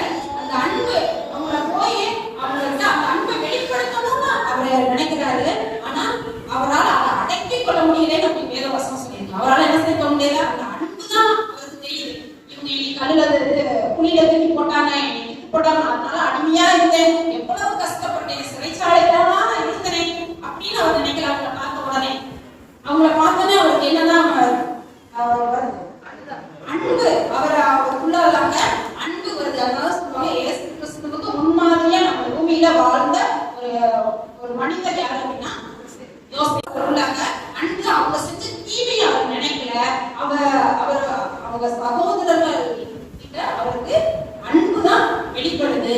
நாமும் கூட மற்றவர்கள் நமக்கு செய்த தவறுகளை விட்டுட்டு நம்ம மற்றவர்கள் மேல அன்பா இருக்கணும் தான் நமக்கு வேத வசனம் சொல்லுது. நியாயப்பிரமாணத்துல கொடுக்கப்பட்டுள்ள 10 கட்டளைகளையும் சுருக்கி 2 கட்டளையா கொடுத்துருக்காரு. என்னவா கொடுத்துருக்காங்க?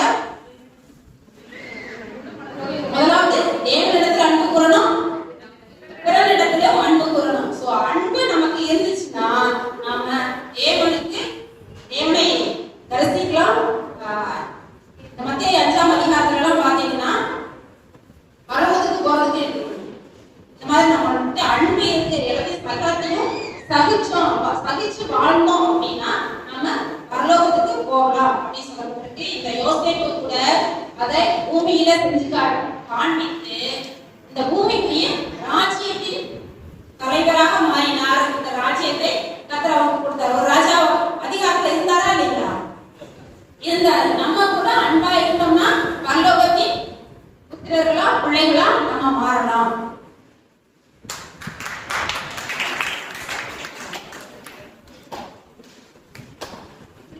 நாம் தியானிக்கக்கூடிய 4வது வசனம், என் தேவனே ஏன் என்னை கைவிட்டீர்.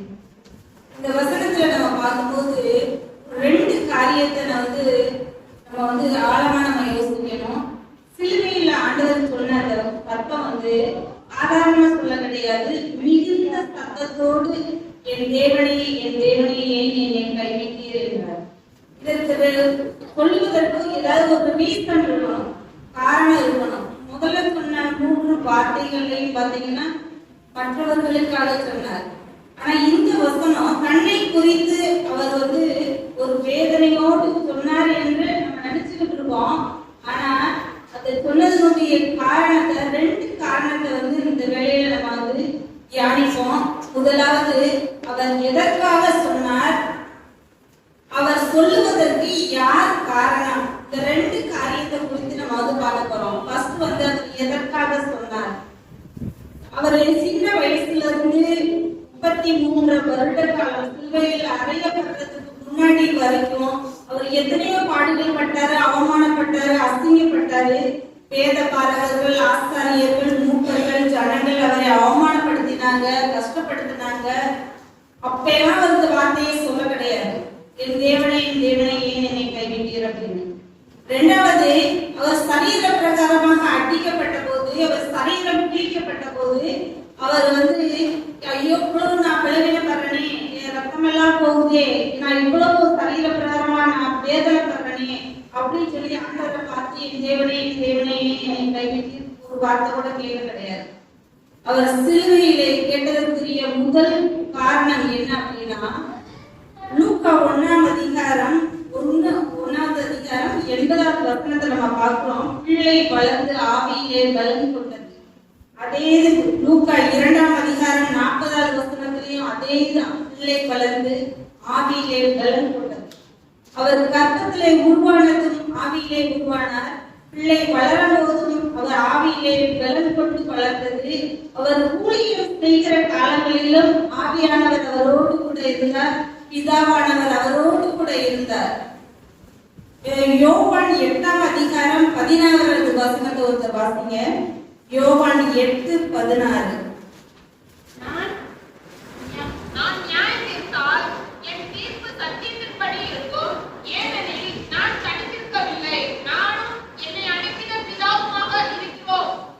இதுல பாக்குறோம், நான் தனித்திருக்கவில்லை. நல்லா யோசிச்சு பார்ப்போம், நல்லா நம்ம ஆராய்ந்து பார்ப்போம். அவர் பிறந்தது முதல் அவர் தனியாவே கிடையாது. இந்த வாலிப நாட்கள் ஊழியம் செய்து கொண்டிருக்கிற அந்த நாட்களிலேயும் நான் தனித்திருக்கவில்லை, நானும் என்னை அனுப்பின பிதாவுமாக இருக்கிறோம். யோவான் அதே 8ஆம் அதிகாரம் 29 பாருங்க. என்னை அனுப்பினவர் என்னுடனே கூட இருக்கிறார். பிதாவுக்கு பிரியமானவைகளை நான் எப்பொழுதும் செய்கிறபடியால் அவர் என்னை தனியே இருக்க விடவில்லை என்றார். இதுல பாக்குறோம் எவ்வளவு ஒரு நம்பிக்கையில, எவ்வளவு ஒரு உரிமையில அவர் அந்த வார்த்தையை சொல்லுகிறார். என்னை அனுப்பினவர் என்னோடு கூட இருக்கிறார். பிதாவுக்கு பிரியமானவர்களை நான் எப்பொழுதும் செய்கிறபடியால் அவர் என்னை தனியே இருக்க விடவில்லை. இதுதான் நம்ம இந்த நாளிலே நம்ம ஆராய்ந்து பார்க்க வேண்டிய ஒரு வசனம். நான் எப்பொழுதும் என் பிதாவுக்கு பிரியமான காரியங்களை நான் செய்கிறபடியினால அவர் என்னை விட்டு விலகவே இல்லை. இப்ப எதுக்கு அவர் சிலுவையில கேட்கிறாரு, ஆண்டவரே என்னையே என்னை கைவிட்டீர் அப்படின்னு சொல்லிட்டு. அவர் தனித்து விடப்பட்டார். பிறந்ததுல இருந்து சிலுவையில அந்த 3வது வசனம் தியானிக்கிற வரைக்கும், 3வது வசனம் சொல்லுகிற வரைக்கும், இதோ உன் மகன் அதோ உன் தாய் அப்படின்னு சொல்ற வரைக்கும் பிதாவானவர் அவர் கூட தான் இருந்தாரு. பிதாவினுடைய அந்த ஒரு கிருபை இரக்கம் அவர் கூடயே தான் இருந்துச்சு. அவர் அதை உணர்ந்தாரு. ஆனா 4வது வசனம் என் தேவனே என்று கூப்பிடும் போது பாத்தீங்கன்னா அந்தகாரத்தின் இருள் அவரை சூழ்ந்திருந்தது. 3ஆம் மணி வேளையிலே அவரை சிலுவையில அரைச்சிட்டாங்க. இப்ப 6ஆம் மணி முதல் 9ஆம் மணி நேரம் வரைக்கும் அந்தகாரம் அந்த இடத்துல சூழ்ந்திருக்கு.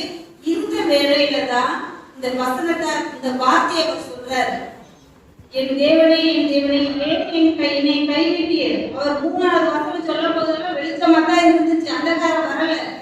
இந்த வசனம் சொல்லும் போது அவரை சுற்றிலும் ஒரு அந்தகாரம் உண்டாயிருந்தது. அவர் சொல்லி இருப்பாரு, ஐயோ இந்த இருள் சூழ்ந்துருச்சு, இந்த பாட்டுகள் உபத்திரவங்கள் சிலுவையின் அந்த பாட்டுகள் எல்லாம் தன்னை நெருக்கும் போது அந்தகாரம் சூழ்ந்திருக்கிற வரையில பிதாவுடைய தாங்க முடியலன்னு கேட்டிருப்பாரு. ஆனா செவிகள் மறைக்கப்பட்டது, அவருடைய கண்கள் மறைக்கப்பட்டது. அவர் எதுவுமே கேட்கல. அவர் பிதாவோடு பேசிக்கிட்டு இப்ப சத்தம் கேட்கவே இல்லை. பிதாவுடைய ஒரு ஆறுதலான சத்தம் கேட்கல. அவருடைய பலன் அவருக்குள்ள இல்ல, அவருடைய திருவி அவருக்குள்ள இல்லாததை உணர்ந்ததுனாலதான் இந்த வார்த்தையை மிகுந்த சத்தமிட்டு சொல்லுகிறார், என் தேவனே ஏன் என்னை கைவிட்டீர். இப்ப புரியுதா? முதலாவது ஏன் எதுக்கு சொன்னார் அப்படின்னா, பிதாவோடு அவர் இல்லை, அவர் தனித்து விடப்பட்டதுனாலே இந்த வார்த்தையை சொன்னார். இரண்டாவதாக யார் இந்த வார்த்தையை சொல்ல காரணம் அப்படின்றத பார்ப்போம்.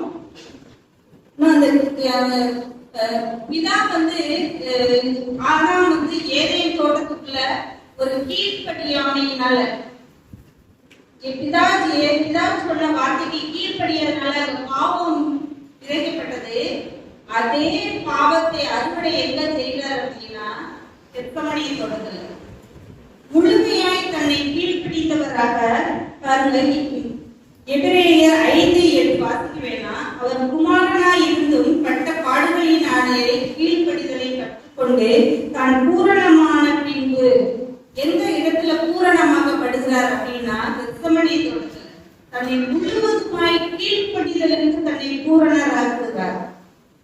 இரண்டாவது பார்க்கிறோம், சிலுவையின் மரண பரியந்தம் கீழ்ப்படுத்தவராகி தம்மை தாழ்த்தினார். இதுல தன்னை ஒப்பு கொடுத்ததற்கு, இந்த வார்த்தையை சொல்வதற்கு ஃபர்ஸ்ட் அவர் தன்னை என்ன செய்தார், முழுசுமா தன்னை பூரணமாய் தன்னை கீழ்ப்படிய பண்ணினார், தன்னை ஒப்பு கொடுத்தார். அப்புறம் பார்த்தோம்னா தேவ திட்டம் நிறைவேற தன்னை அர்ப்பணித்தார். பாவமாக 2 கொரிந்தியர் 5ஆம் அதிகாரம் 21 பார்க்கிறோம். பாவம் அறியாத அவரை நமக்காக பாவமாக்கினார்.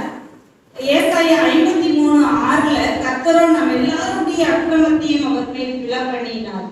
இந்த 2 காரியத்தை, பாவத்தை தன் மேல் சுமர பண்ண அவர் ஒப்பு கொடுத்தார். இரண்டாவது தன்னை பாவமாக, தன்னை ஒரு பாவமான ஒரு சபிக்கப்பட்ட மனிதனாக சிலுவையிலே ஒப்பு கொடுத்ததுனால அவர் பிதாவானவர் பாவத்தை பார்க்காத சுத்த கண்ணன். தன்னுடைய பிள்ளையாக இருந்தாலும் ஒரு பாவத்தை பார்க்க கிடையாது. அவர் ஒதுங்கிதான் இருந்தார்.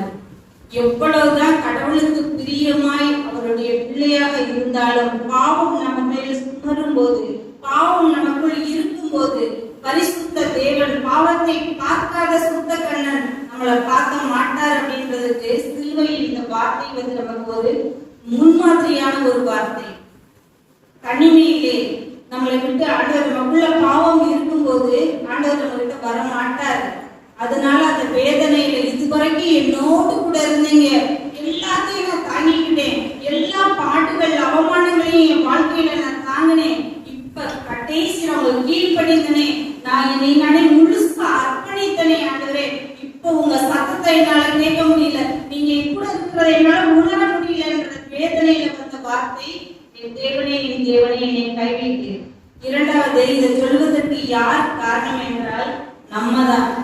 நம்மளுடைய பாவங்களும் அக்கிரமங்களும் அவர் மேல் சுமத்தப்பட்ட போது முழுவதுமாய் அவர் பாவமானதுனால அவரை என்ன செஞ்சிட்டோம், பிதாவையும் அவரையும் பிரிப்பதற்கு நாம் காரணராகி நிற்கிறோம். இன்னைக்கு நம்மளுடைய பாவம் அக்கிரமம் அவரை பிரித்து இந்த வார்த்தையை சொல்ல வைத்தது.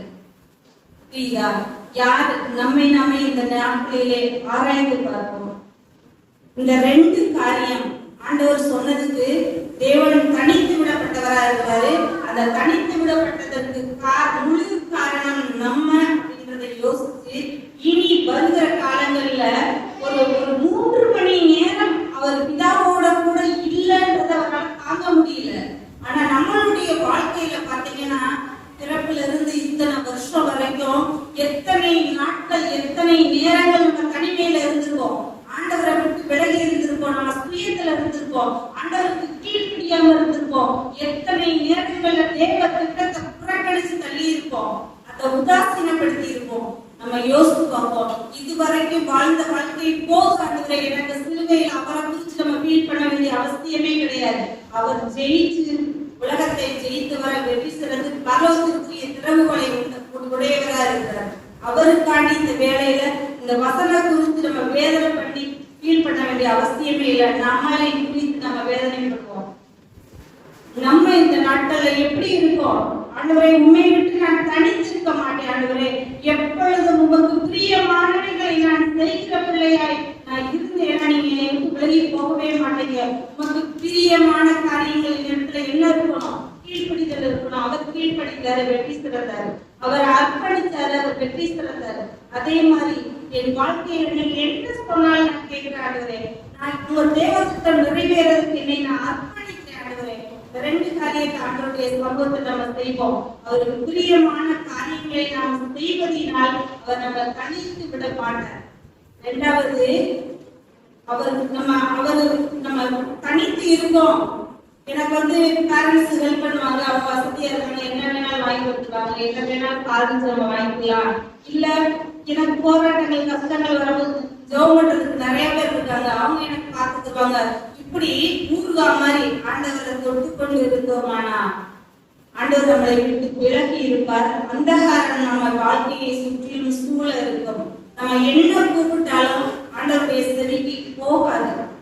தினம் தினம் தண்ணி குடிச்சா நம்ம உடலுக்கு எவ்வளவு நல்லதோ அதே போல் தினம் அவரை நம்ம அனுபவித்துக் கொண்டே இருக்கணும். அவருக்கு பிரியமான காரியங்களை நம்ம வாழ்க்கையில செஞ்சுக்கிட்டே இருக்கணும். அப்படி செஞ்சோம் அப்படின்னா அந்த நம்மளை சூழாது. நம்மளை பலப்படுத்துறதுக்கு ஒருத்தவங்க தேவையே கிடையாது. நம்ம ஆண்டவரே உமக்கு பிரியமான பிள்ளை, அவரை சிலுவை அந்த பாட்டுகள் ஊழியம் செய்யும் போது எத்தனையோ பேர் அவங்களை வந்து ஏளனமா பேசுறாங்க, பிறப்ப சந்தேகப்பட்டாங்க. அவர்கள கோபமே வர கிடையாது. அவருடைய திட்டம் என்ன, அவரோடு கூட பிதாவானவர் இருந்தார், அந்த காரியத்தை செய்யணும், செஞ்சு முட்டிக்கணும்ன்ற ஒரு இதுல இருந்தார். அதே மாதிரி என்னை ஆண்டவர் தெரிந்து கொண்ட நோக்கம் என்ன, என்னை அழைத்த அழைப்பு என்ன, ஆண்டவருக்கு பிரியமான காரியங்களை நான் செய்வேன், நான் தனித்து ஒரு நாளும் இருந்து நான் சாதிக்க மாட்டேன் ஆண்டவரே அப்படின்னு சொல்லி நம்ம அந்த நாட்கள்ல ஒரு பொருத்தனையோடு ஆண்டவரே உமக்கு பிரியமான காரியங்களை நான் செய்வேன் ஆண்டவரே அப்படின்னு சொல்லி நம்ம ஒரு பொருத்தனையை எடுப்போம். இல்லை என்றால் நம்ம வாழ்க்கையில அந்தகாரம் சூழ்ந்து இருக்கும். நம்ம ஜெபிக்கிற ஜெபங்கள் எல்லாமே வீண் அப்படின்றத அந்த நேரத்துல உணர்ந்து முழுவதுமாய் தேவனுக்கு என்று அர்ப்பணிக்கப்பட்ட ஒரு வாழ்க்கையை இந்த நிமிடத்தை நம்ம எடுப்போம்.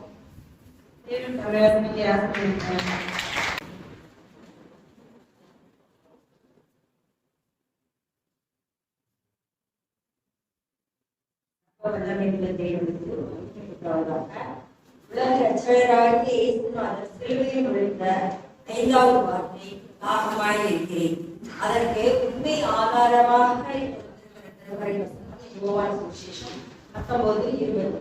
அதன் பின்பு எல்லாம் முடிந்தது என்று அறிந்து வேத வாக்கியம் நிறைவேறத்தக்கதாக தாகமாய் இருக்கிறேன் என்றார். வேத வாக்கியம் நிறைவேறத்தக்கது என்பதற்கு சாட்சியாக சுவிசேஷத்தில் முன்பே அவருடைய பிறப்பினுடைய இடம், வளர்ப்பு, பாடுகள், வேதனைகள், அவமானங்கள், புலம்பல்கள், மரணம் அனைத்துமே சொல்லப்பட்டு இருந்தது. இயேசு சிலுவையில் தொங்கிய போது 2 பிரதியுகமாக இருக்கிறார். ஒன்று மனுஷீக குமாரனாகவும் தெய்வீக குமாரனாகவும் இருக்கிறார். அவர் ஜீவித்த காலங்களில் அவர் மனுஷ 100% வந்து மனுஷீக குமாரருடைய சுபாவத்துல இருந்தாரு. அதே போல தேவகுமாரனோட 100% வந்து தேவகுமாரனோட சுபாவத்திலையும் அவர் இருந்தார். அது வந்து 1 தீமோத்தேயு 3:16 வந்து மனுஷரிலும் மனுஷகுமாரனாகவும் தேவகுமாரனா வெளிப்பட்டார் என்று நம்மளுக்கு சுவிசேஷத்துல வந்து சொல்லப்பட்டிருக்கிறது. ஸோ அதுல மனுஷகுமாரா தேவகுமாரன் இருந்தது. அதுல அவர் அப்படி இருந்ததுல 2 தாகம் அவருக்கு இருந்தது. ஸோ ஒன்று சரீர பிரகாரமான தாகம் ஒன்று, இன்னொன்று வந்து ஆத்ம தாகமாகவும் தேவகுமாரனா இருந்தப்ப அவருக்கு ஆத்ம தாகமும் இருந்துச்சு. 2 தாகம் அவருக்கு இருந்துச்சு. ஒன்று சரீரத்துக்கு பிரகாரமான தாகமும், இரண்டாவது வந்து ஆத்ம பிரகாரமான தாகமும் அவருக்கு வந்து இருந்தது. சோ அப்ப யாருக்கு அப்ப வந்து முதலில் வந்து இயேசுவின் சரீர பிரகாரத்துக்கான தாகம் என்னன்னு, அப்ப யாருக்கு அதிகமான தாகம் இருக்கும் அப்படின்னு சொல்லி பார்த்தோம் அப்படின்னா யாருக்கு இருக்கும்? ஸோ நம்ம என்னுடைய மெடிக்கல் சைட்ல நான் பாக்குறப்ப ஒரு பேஷண்ட் வந்து வர்றாங்க, அப்படி ஒரு ஆக்சிடென்ட் ஆகி வர்றாங்க அப்படின்னு பார்த்தோம்னா அவங்களுக்கு எப்படி இருக்குன்னா பிளட் லாஸ் வந்து ஜாஸ்தியா இருக்கும். பிளட் லாஸ் ஃப்ளூயிட்ஸ்லாம் வந்து லாஸ் ஆயிடும். அப்ப லாஸ் ஆகிறப்ப வந்து என்ன டீஹைட்ரேஷன் போயிடுவாங்க. அவங்க வந்து என்ன பண்ணிடுவாங்க, ஷாக்குக்கு போயிடுவாங்க. ஷாக்குக்கு போறப்ப ஆட்டோமேட்டிக்கா என்ன ஆயிடும், அவங்க வந்து டெலிவரி தான் போகும். ஸோ அந்த மாதிரி இருக்கிற சூழ்நிலையில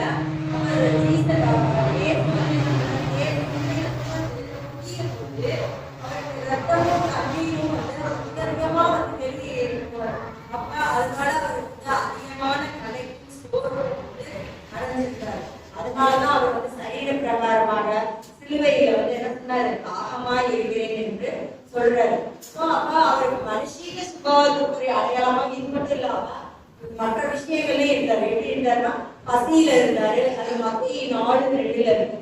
தாகம் இளைப்பாறுதல் வந்து அடைந்தாரு. அது வந்து யோவான் 4:6 இருக்கிறது. முன்னாடி வந்து கோபமும் கொண்டாரு. மனுஷ சரீரமாக சுபாவமாக எப்படி இருந்தாருன்னா கோபமும் கொண்டாரு என்று மார்க் 3:5 வந்து சொல்லப்பட்டிருக்கிறது. அது போல அழுதாருன்னா யோவான் 11 அவர் வந்து மனுஷீக சுபாவத்திலையும் அதிகமா வந்து இருந்தாரு என்று இருக்கிறது. ஸோ தன்னோட தாகத்தை சரியற்றமாக 2 இடத்துல மட்டும்தான் அவர் வந்து எனக்கு வந்து தாகம் தண்ணீர் வேணும் அப்படின்னு சொல்லி அவரு கேட்டிருக்காரு.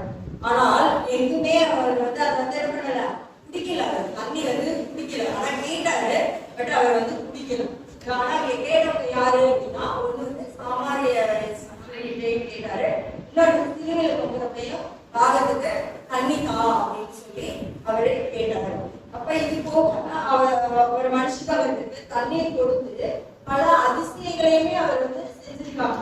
என்ன அதிசயம் அப்படி செஞ்சாரு அப்படின்னா, அதுக்கு வந்து தாகம் இருந்து அவரால் தீர்க்க முடியும். ஆனா அவர் என்ன பண்ணாரு, அவங்களுக்கு வந்து மனுஷனுக்கு அதிசயங்களையுமே அவர் வந்து அவருக்கு வந்து செஞ்சிருக்காரு. அது ஆதியாகமம் வந்து ஆகார் வந்து வனாந்தர பாலைவனத்துல வந்து தண்ணீர் தேடி அழைச்சிட்டு இருக்கப்ப அவங்களுக்கு வந்து என்ன ஒரு ஓடை வந்து அவர்களுக்கு காட்டினாங்க.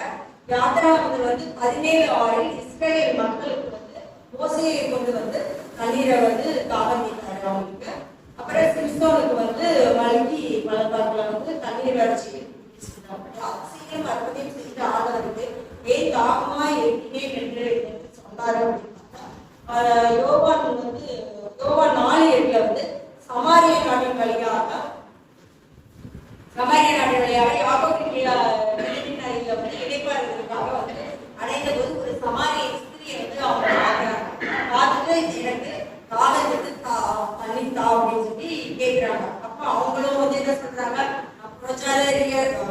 புறஜாதியாராகவும் ஒதுக்கப்பட்டவளாகவும் இருக்கிறேன், நீங்க வந்து என்னிடமே கேட்கலாமா அப்படின்னு வந்து அவர் கேட்கிறார். அதற்கு வந்து அவர் வந்து இன்னாரென்ற நான் வந்து இன்னாரென்ற அறிந்தால் நீயே கேட்டிருப்பாய், அவர் உனக்கு வந்து என்னது ஜீவ தண்ணீரை கொடுத்திருப்பாரு, அது உனக்கு ஒரு காலமும் தாகம் எடுக்காது அப்படின்னு சொல்லி சொல்றாரு. உடனே அவங்க அவங்களையெல்லாம் வந்து குறித்து சொல்றாங்க. அதையும் அது சொன்னது மட்டும் இல்லாம ஜீவ தண்ணீரை மட்டும் முன்பே சொல்லாம பிளஸ் வந்து அவங்க பாவங்களை அவங்க முன்பு செய்த எல்லா பாவங்களையும் அவங்க எந்த இதுல இருக்கிறாங்கன்றதையும் அவர் வந்து சொன்ன உடனே அவங்களுக்கு வந்து ரொம்ப ஆச்சரியமா ஏற்படி நம்ம ஊருக்குள்ள ஓடி போய் இவர் வந்து அவங்க வந்து எப்பயுமே மற்ற ஜனங்கள்லாம் வந்து அவங்கள வந்து பாவி அப்படின்னு சொல்ல போறப்ப அவங்க வந்து நான் ஒத்துக்கவே மாட்டாங்க. அப்ப வந்து இந்த டைமில் என்ன பண்றாங்க, அவர் ஜீசஸ் சொல்ல உடனே என்ன பண்ணிடுறாங்க, ஓடி போய் எல்லா ஜனங்கள்டையும் நான் தான் பாவி, என்னை பத்தி அவங்க வந்து எல்லாமே வந்து அவர் சொல்றாங்க, அதனால நீங்க வந்து அவரை வந்து பார்க்கணும் கட்டாயம் அப்படின்னு சொல்லி அவங்க வந்து சொல்றாங்க. அதான் உடனே ஜனங்களுக்கெல்லாம் ஆச்சரியமா இருந்து வந்து நம்மள வந்து சொல்றாங்க, பாவினே ஒத்துக்கிற மாட்டாலே இப்படி இருந்து சொல்றாளே அப்படின்னு சொல்லிட்டு அவங்க வந்து ஜீசஸ் வந்து பார்த்துட்டு என்ன பண்றாங்க, வந்து அவருடைய ஒவ்வொரு வார்த்தைகளையும் உபதேசங்களையும் வந்து கேட்டுட்டு அப்ப அந்த ஜனங்கள் வந்து உங்கள்ட்ட என்ன சொல்றாங்களாமா, நீ வந்து நீ சொல்லாமல் உன்னுடைய வார்த்தைக்காக நாங்க அங்க வரல, அவருடைய உபதேசங்களால் அவர் மெய்யான உலக ரட்சகர் என்று விசுவாசிக்கிறோம் என்றார் அப்படின்னு வந்து அவங்க சொல்றாங்க. சோ அப்ப வந்து அவங்க வந்து அதுக்கப்புறம் அவங்க ரொம்ப வந்து உலக ரட்சகர் என்று அந்த ஜனங்கள் வந்து அவங்கள வந்து ஏற்றுக்கிறாங்க. ஏற்றுட்டு இன்னும் எங்களோட வந்து ஒரு 2 நாள் இருங்க, இருந்து எங்களோட நீங்க இருக்கணும் அப்படின்னு வந்து அவர் வந்து 2 நாள் வந்து இருக்கிற எங்களோட இருங்கன்னு சொல்றாங்க. வந்து 2 நாள் வந்து இதன் மூலமா வந்து அவர் வந்து என்ன புரியுது, அவருக்கு இருந்த தாகம் வந்து மெயினானது சரீரதாகம் இருந்தாலும் அவரோட மெயின் தாகம் என்னன்னா அவருக்கு வந்து ஆத்ம தாகம், தேவகுமாரனா இருந்து அவருக்கு ஆத்ம தாகம் தான் வந்து அந்த சமாரிய ஸ்திரியிடமும் சமாரிய ஜனங்களிடமும் வெளிப்படுத்தினார். ஸோ இது போக ஆத்ம தாகத்தை வேற எப்படி வெளிப்படுத்துகிறார் என்று பார்த்தோம்னா அவருக்கு வந்து அனைத்துமே அவர் வந்து சிறுவையில வந்து சொல்றப்ப நான் எல்லாம் முடித்தது அப்படின்னு சொல்றாங்க. நான் எல்லாமே செஞ்சுட்டு ஆண்டவரேன், ஆனா வந்து எனக்கு அதுக்குரிய கூலி வேணும் அப்படின்னு சொல்லி தாகமா இருக்கிறேன் என்கிறார். உடனே கீழே சொல்ல என்ன நம்ம எல்லாரும் வந்து வர்ற வழியிலாம் அந்த ரோமபுரியிலும் எஸ்ரேலியில இருந்து வர்றப்ப ரோமபுரி ஜனங்களுக்கு வந்து அவங்களுடைய இதுல பழக்க வழக்கத்துல வந்து என்ன அப்படின்னா அவங்க எப்பயே மரணம் இது செய்யறப்ப அவங்க போற வழியில என்ன கொடுப்பாங்களாமா, அந்த திராட்சை ரசமும் வெள்ளீர் கூடமும் கொடுப்பாங்களாம். அப்ப அது எதுக்கு கொடுக்குறாங்க அப்படின்னா அந்த வலியும் வேதனையும் அந்த பனிஷ்மெண்ட் வாங்கினவங்க வந்து அனுபவிக்க கூடாது அப்படின்றதுக்காக அந்த வலி குறையணும், சரி அந்த மாதிரி இருக்கணும்ன்றதுக்காக அவங்க என்ன பண்றாங்க, திராட்சை ரசமும் வெள்ளீர் கூடமும் கொடுக்குறாங்க. அப்படி கொடுக்குறப்ப ஆண்டவர் என்ன பண்றாரு, மத்திய 27 மார்க் 15-20 போட்டுருக்காங்க. ஸோ அவர் வந்து அதை என்ன பண்ணலையா குடிக்க மறுத்துட்டார் அப்படின்னு சொல்லி இருக்குது. ஸோ இந்த மாதிரி அவங்க வந்து இருக்கிறப்ப அவர் வந்து என்ன பண்ணல, கடைசியில அவர் அதை குடிக்காம இருந்துச்சு. இப்ப தாகம் கேட்கிறாரு, தாகத்துக்கு தண்ணி கேட்கிறாரு அப்படின்னு சொல்லிட்டு அவர் வந்து எல்லாம் அப்படி பாக்குறாங்க. அப்ப அவர் வந்து என்ன பண்றாங்க, 19-29 வந்து என்ன பண்றாங்க, பாடியை வந்து நினைச்சு தோச்சு கொடுக்குறாங்க. அப்ப அதை வாங்கி கேட்கிறாரு, வாங்கினாரு. அந்த காடி வந்து நம்மளுக்கு என்னத்தை வந்து உணர்ந்து அப்படின்னு பார்த்தோம்னா கசப்பு. காடி எப்படி இருக்குமா, கசப்பாதான் வந்து இருக்கும். அந்த கசப்புகள் என்ன அப்படின்னு பார்த்தோம்னா நம்ம செய்யற பாவங்கள், நம்மளுடைய மனிதர்கள் வந்து செய்கிற பாவத்தையும் சாபத்தையும் அவர் ஏற்றுக்கொண்டதுதான் அந்த காடியை வாங்கி கொண்டேன் முழு அர்த்தம். ஸோ அப்ப அவர் என்ன இது பண்றாரு, நம்மளுடைய பாவங்களுக்காக சிலுவையில தொங்குனாரு. நம்ம என்னென்ன பாவங்கள் பொறாமை பண்றோம், அடுத்தவங்களோட வந்து என்ன சண்டை சச்சரவு பொறாமைகள் பெருமை அனாசை இந்த மாதிரி அடுத்தவர்கள் மேல வந்து கேடு நடக்குது. ஸோ இந்த மாதிரி எல்லாம் வந்து அவர் வந்து இருக்கக்கூடாது. இந்த பாவங்களுக்கு தான் அந்த மனுஷன் வந்து இந்த பாவங்களை வந்து சாபங்களை வந்து போகணும் அப்படின்னு தான் அவர் சிலுவையில தொங்குனாரு. ஸோ அந்த மாதிரி அவர் செய்யறதுக்கு அதுல அவர் ஏற்றுக்கொண்டு அந்த சிலுவையோட பொங்கலுக்கு வந்து நம்ம அதெல்லாம் வந்து என்ன பண்றோம், மனுஷங்க வந்து அதை விட்டுறணும் அப்படின்னு சொல்லி அவர் வந்து அந்த பாவங்களையும் அவர் ஏற்றுக்கொண்டார். நம்ம என்ன ஏற்றுக்கொள்ளணும் அப்படின்னு பார்த்தோம்னா புறஜாதி மனிதர்களுக்காகவும் புறஜாதி மனிதர்களையும் ஆத்மாக்களையும் சமுதாயத்தில் கீழே இருக்கிறவங்களையும் நம்ம என்ன பண்ணணும், கொண்டு வரணும்னு நம்ம வந்து ஒரு இது எடுத்துக்கொள்ளணும். சுவிசேஷத்தை வந்து தினமும் ஒருவருக்காக வந்து நம்ம அறிவிக்கப்படணும். அடுத்து வந்து செய்த நன்மைகள் அதிசயங்கள் வந்து சாட்சியா ஒரு 4 பேருக்காக வந்து நம்ம சொல்லணும். நமக்கு போனதை போக மீதி வந்து தேவையானவர்களுக்கு வந்து கொடுக்கணும். நம்ம வீட்டுல எல்லா ஃபேமிலி மெம்பர்ஸ்களோட நல்லா வந்து என்ன பண்ணணும், நல்லா ஒற்றுமையா சமாதானமாக இருக்கணும் அப்படின்னு. சோ அப்ப ஆத்மாக்களை தாகமா இருந்து காவியான ஜனங்களை பூமியிலிருந்து மீட்டு பரலோக ராஜ்யத்துக்கு ரட்சிப்பு பெற்று கொண்டு வர ஆண்டவரை போல நாமும் தாகம் கொண்டு ஆத்மாக்களை கொண்டு சேர்க்க வேண்டும் என்றுதான்.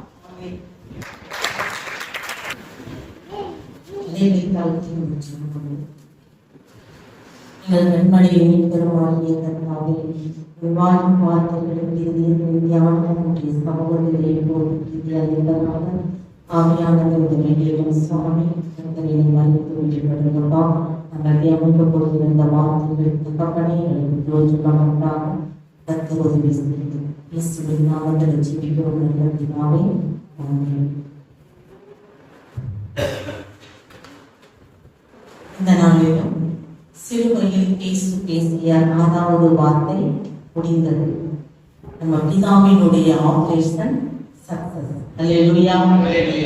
இயேசு கிறிஸ்து சிலுவையிலே முடிந்தது அப்படின்னு சொல்லும் பொழுது அவர் அநேக காரியங்களை நமக்காக முடித்திருக்கிறார். நிறைய ஆசீர்வாதங்களை அவர் சிலுவையிலே நமக்கு சம்பாதித்து கொடுத்திருக்கிறார். ஆனாலும் இந்த நாளிலும் ஒரே ஒரு காரியத்தை மாத்திரம் நாம் தியானித்து முடிக்க போகிறோம். அவர் சிலுவையிலே எதை செய்து முடித்தார் அப்படின்னு பாத்தீங்கன்னா, பிதாவினுடைய சித்தத்தை அவர் நிறைவேற்றி முடித்தார். பிதாவினுடைய சித்தம் என்ன? தேவன் உலகத்தை உண்டாக்கும் பொழுது எல்லா படைப்புகளிலேயுமே தேவன் மனிதர்களை மட்டும்தான் தன்னுடைய ரூபத்தின் படியும் தன் சாயலின் படியும் படைத்தார். ஏன் அப்படின்னா, அவரை விசுவாசிக்க போகிறவர்கள் அவருடைய பிள்ளைகள் என்ற அங்கீகாரத்தை அவர் கொடுப்பதற்கு ஏற்கனவே அந்த ஆசீர்வாதத்தை அவர் ஆயத்தம் பண்ணி இருந்தபடியினால் மனு குலத்தை படைக்கும் போதே தன்னுடைய சாயலாக படைக்கின்றார். அப்ப இந்த ஏதேன் தோட்டத்துல இந்த ஆதாமும் ஏவாளும் தேவனுடைய கட்டளைகளை மீறி அவங்க பாவம் செய்யறாங்க. இப்ப பாவம் செய்ததுனால ஆண்டவர் பார்க்கிறாரு, இந்த மனு குலத்தை புறக்கணிக்க அவர் விரும்பவில்லை, இவர்களை கைவிட அவர் விரும்பவில்லை. எப்படியாவது இந்த மனு குலத்தை மீட்டெடுத்து தன்னுடைய ராஜ்யத்துல கொண்டு போய் அவர்களை சேர்க்க வேண்டும் என்று தேவன் சித்தம் கொள்கின்றார். அதனாலதான் இயேசு கிறிஸ்துவை பூமிக்கு அனுப்புறாரு. ஆனா இந்த மனு குலத்திற்கு முன்பாகவே நீங்க பாத்தீங்கன்னா, ஏற்கனவே தேவ தூதர்கள் பரத்தில் இருந்து என்ன செய்கிறார்கள், பாவம் செய்தபடியினால் தள்ளப்பட்டு கீழே இருக்காங்க. ஆனா எடுத்து போன இந்த தூதர்களை அவர் மறுபடியும் மீட்டெடுத்து தன் ராஜ்யத்துல கொண்டு போய் சேர்க்கணும்னு அவர் நினைக்கல. மனிதர்கள் மேல் கொண்ட இரக்கத்தை தூதர்கள் மேல் வைக்கல. அதனாலதான் எபிரேயர் 2ஆம் அதிகாரம் 16வது வசனம் சொல்லுகிறது, அவர் தேவ தூதருக்கு உதவியாக கை கொடாமல் ஆபிரகாமின் சந்ததிக்கு உதவியாக கை கொடுத்தார் என்று வேதம் சொல்லுகிறது. ஜனங்களை நம்ம மனுக்குலத்தை மீட்டெடுக்க வேண்டும் அப்படின்றதற்காகத்தான் இயேசு கிறிஸ்து உலகத்திற்கு அனுப்பப்பட்டார். இந்த மீட்பை தான் அவர் சிலுவையிலே நமக்காக அவர் செய்து முடித்தார். இந்த பிதாவினுடைய சித்தத்தை முழுவதுமாக அவர் தன் வாழ்க்கையில செய்கிறார். இயேசுவினுடைய வாழ்க்கையை பார்க்கும் பொழுது நான் அதிகமாய் பிரமிக்கக்கூடிய ஒரு காரியம், அவர்தான் உலகத்தை உண்டாக்குறாரு. ஆனா அவர் மனிதனாய் பூமியில் வந்தப்ப எந்த இடத்துலையும் தன்னோட விருப்பம், தன்னோட நோக்கம், தனக்கென்று ஒரு திட்டம் என்று எதையும் கொள்ளாதபடிக்கு பிதாவின் சித்தம் ஒன்றை செய்வது முடிப்பதே அவருடைய போஜனமாய் இருக்கிறது என்று அவர் வேதத்திலே சொல்லப்பட்டிருக்கிறது. அடுத்து சொல்றார் யோவான் 8ஆம் அதிகாரம் 6வது அதிகாரம் இதெல்லாம் நம்ம வாசித்து பார்த்தோம்னா, பிதாவை என்ன போதித்தாரோ அதை அவர் சொல்லுகிறார். என்ன அவர் அவருக்கு சொன்னாரோ அதை மற்றவர்களுக்கு உபதேசிக்கிறார். அவர் எதை காட்டினாரோ அதை அவர் செய்கின்றார். எந்த இடத்திலையும் இயேசு கிறிஸ்து சுயமாக தானாக எதையுமே அவர் செய்யவில்லை. அவர் சொல்றாரு, பிதாவுடைய சித்தத்தின் படியை நான் செய்வதற்காகவே நான் இறங்கி வந்திருக்கிறேன் என்று யோவான் 6:38 ஆண்டவர் சொல்றாரு. இப்படி பிதாவின் சித்தத்தை எது வரைக்கும் செஞ்சார் அப்படின்னு பாத்தீங்கன்னா, அவர் சிலுவையின் அந்த மரண பரியந்தம் தன்னை ஒப்பு கொடுக்கிற வரைக்கும் அந்த சித்தத்துல இருந்து அவர் கொஞ்சம் கூட விலகவே இல்லை.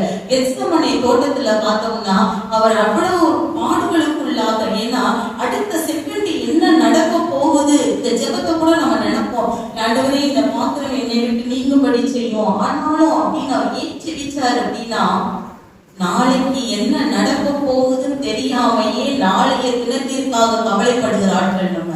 ஆனா அவருக்கு வரும் காலம் தெரியும், அடுத்த நொடி என்ன நடக்க போகிறது என்று தெரியும், எந்தெந்த இடத்துல அவர் அவமானப்பட போகிறார், தன் சரீரம் எவ்வளவாய் கிழிக்கப்பட போகிறது, எவ்வளவு பெரிய ஆக்கினையை தன் சரீரத்திலே அவர் ஏற்கணும் அப்படின்றது அவர் முற்றிலுமாய் அறிந்தபடியினால். ஏன்னா நம்ம ஒரு பாவம் செஞ்சாலே அது எவ்வளவாய் நம்ம இருதயத்துல பாதிக்கப்படுகிறோம். ஒட்டுமொத்த உலகத்தின் பாவத்தையும் அவர் சுமந்திரிக்க போறாரு. அப்ப இத்தனை பாடுகளையும் அவர் சுமக்க போகிறோம் என்பதை அறிந்ததுனால ஆண்டவர் இதை நீக்கும்படி செய்யும் சொன்னவர் மறுபடியும் பிதாவின் சித்தத்திற்கு தன்னை ஒப்பு கொடுக்கிறவராய் காணப்பட்டார்.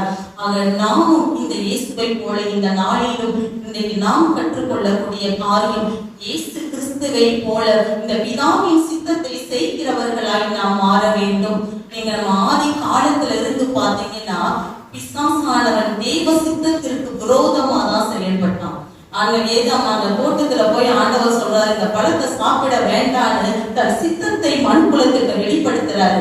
ஆனா பிசாசு போய் என்ன சொல்றான், இதை நீ சாப்பிடு, இது சாப்பிட்டால் உனக்கு நன்மை உண்டாகும் என்று சொல்லும் பொழுது அங்கேயும் முதல் அங்கேயே ஆரம்பிச்சிடுது. பிதாவின் சித்தத்திற்கு எதிராக இந்த பிசாசானவன் என்ன செய்யலாம், செயல்படலாம். அப்ப இந்த பூமியில இப்ப வரைக்கும் நம்ம பார்த்தோம் அப்படின்னா, பிதாவின் சித்தத்திற்கு எதிரான காரியங்கள் தான் என்ன செய்து நடைபெற்று கொண்டிருக்கிறது. நம்ம அடுத்து மோசே பார்த்தீங்கன்னா, மோசையை கொண்டுதான் அவ்வளவு பெரிய இஸ்ரவேல் ஜனங்களை 40 ஆண்டுகள் நடத்தணும்னு ஆண்டவர் முன்குறிக்கிறாரு. ஆனா பிறக்கிறதுக்கு முன்னாடி அந்த சித்தத்திற்கு முன்பாக அங்க கொண்டு வரப்பட்ட சட்டம் என்ன, பிறக்கிற ஆண் குழந்தைகள் எல்லாம் கொல்லப்பட வேண்டும் என்ற சட்டம் கொண்டு வரப்படுகிறது.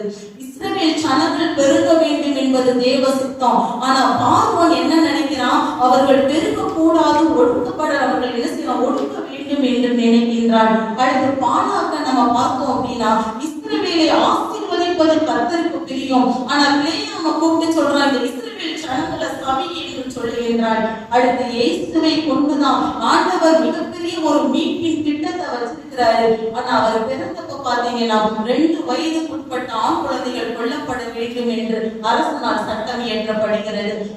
இப்பயும் பாத்தீங்கன்னா இந்த மத்திய அரசாங்கம் சுவிசேஷம் உலகமெங்கும் அறிவிக்கப்பட வேண்டும் என்பது தேவ சித்தம். ஆனா இன்றைய அரசாங்கம் என்ன செய்கிறது, சுவிசேஷம் அறிவிக்கப்படக்கூடாது என்று பல தடைகளை கொண்டு வருகிறது.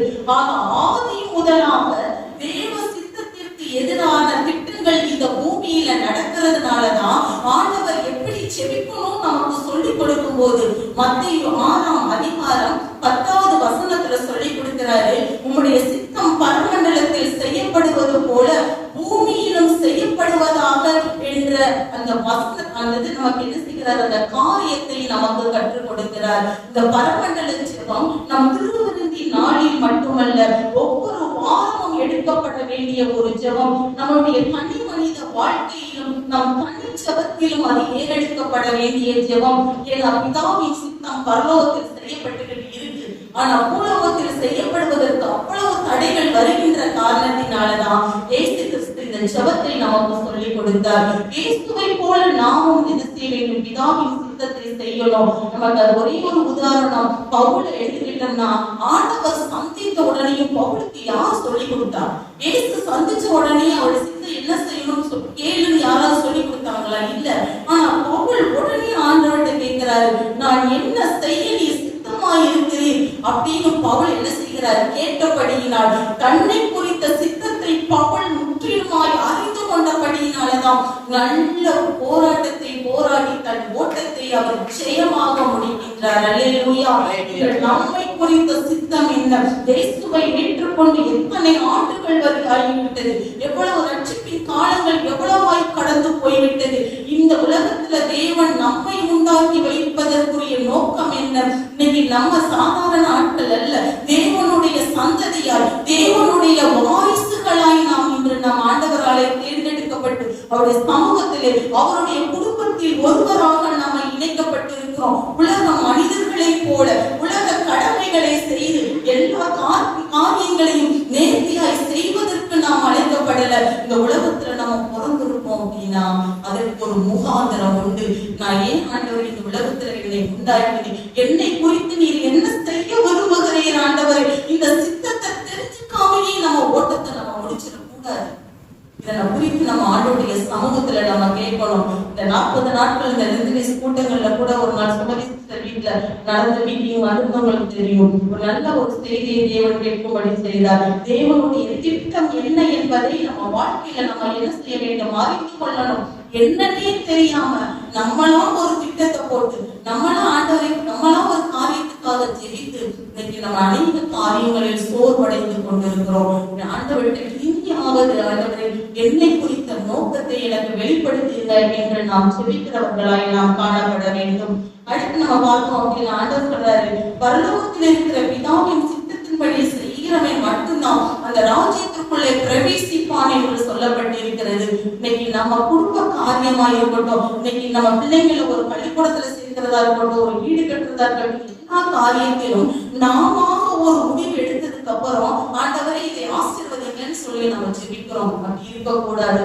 ஏன்னா வசனம் சொல்லுகிறது, இதோ உலகத்தின் முடிவு பரியந்தம் சதா காலங்களிலும் நான் உங்களோடு இருக்கிறேன் என்று ஆண்டவர் சொல்றாரு. அவர் எங்க இருக்காரு? வானத்தை சிங்காசனமாக்கி மேலேயே உட்கார்ந்துட்டு இருக்காரா? இல்ல, அவர் நம்ம வாழ்க்கையில நம்ம வீட்டுக்குள்ள நம்ம பக்கத்துல அவர் இருந்து கொண்டிருக்கிறார். அவருக்கு என்ன முக்கியத்துவத்தை நாம் கொடுத்து கொண்டிருக்கிறோம். மல்கியா 1ஆம் அதிகாரம் 6வது வசனம் சொல்லுகிறது, நான் பிதாவானால் என் கணம் எங்கே, நான் எஜமானானால் எனக்கு பயப்படும் பயம் எங்கே. அவர் தகப்பன் என்றால் வீட்டுக்குள்ள நம்ம கூட நம்ம தகப்பன் எல்லாத்தையும் அரசாளுகிற சர்வ வல்லமை உள்ளவர் நம்ம வீட்டுக்குள்ள இருக்கிறாரு. நம்ம குடும்பத்துல எடுக்கக்கூடிய யோசனைகள், ஆலோசனைகள், முடிவுகள் எதையாவது ஆண்டவர்கிட்ட நான் என்ன செய்ய வேண்டும் ஆண்டவர், என் பிள்ளைகளை நான் எங்க சேர்க்க வேண்டும் ஆண்டவர், இன்னும் இந்த காரியங்களை எப்படி நடக்க, எத்தனை காரியங்களை ஜெபத்தில் வைத்து தேவ ஆலோசனையின் பேர்ல நம்ம நடத்திட்டு இருக்கோம். இல்ல, ஆண்டவர் நம்ம கூட இருக்கிறார்னா அந்த கணத்தை கொடுக்கிறவர்களாய் நாம் மாற வேண்டும். நம்ம வீட்டுக்குள்ள எல்லாரும் சபையில நல்லா ஜெபிக்கக்கூடியவங்க தான்,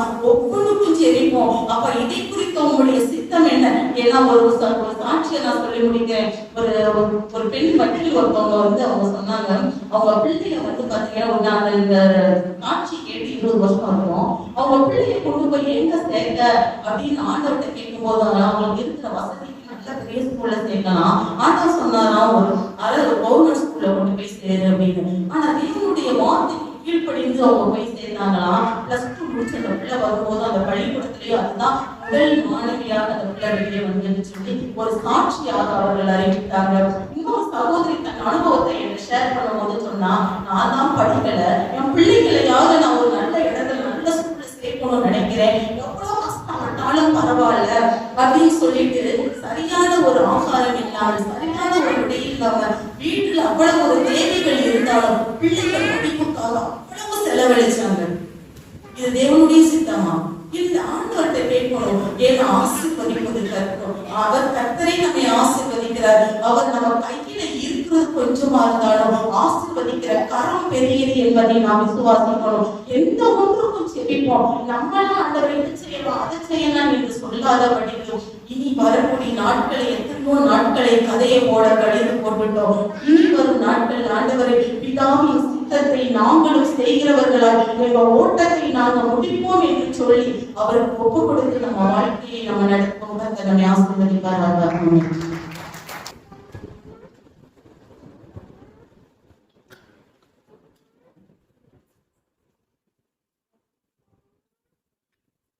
சிலுவையில் நம் ரட்சகர் அருளின 7ஆம் வார்த்தை.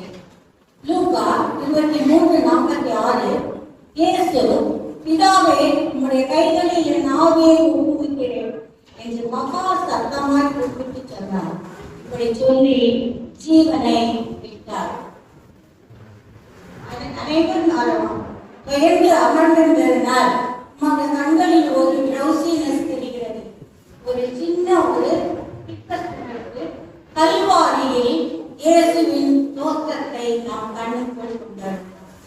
என்ன எப்படி அவருடைய கோலம் இருந்தது? 15 அடி நீளம், 8 அடி உடைய சிலுவையில், அதாவது 150 கிலோ எடையுள்ள சிலுவையில் தேவன் கைகள் கால்களில் 8 அங்குல நீளம் 3/4 அங்குல அகலமுள்ள ஆணிகளால் கடாவப்பட்டு தலையிலே 17 பீனா கிறிஸ்டி முட்கள் தலையை கிழித்து உள்ளே சென்ற நிலைமையில் உடல் முழுவதும் 5480 காயங்களோடு, அதுவும் ரோமர்கள் வாரினால் முதுகில் அடித்ததனால் ஆழமான காயங்களாக 150 காயங்களோடு தொங்கிக் கொண்டிருக்கிறார். யாருக்காக?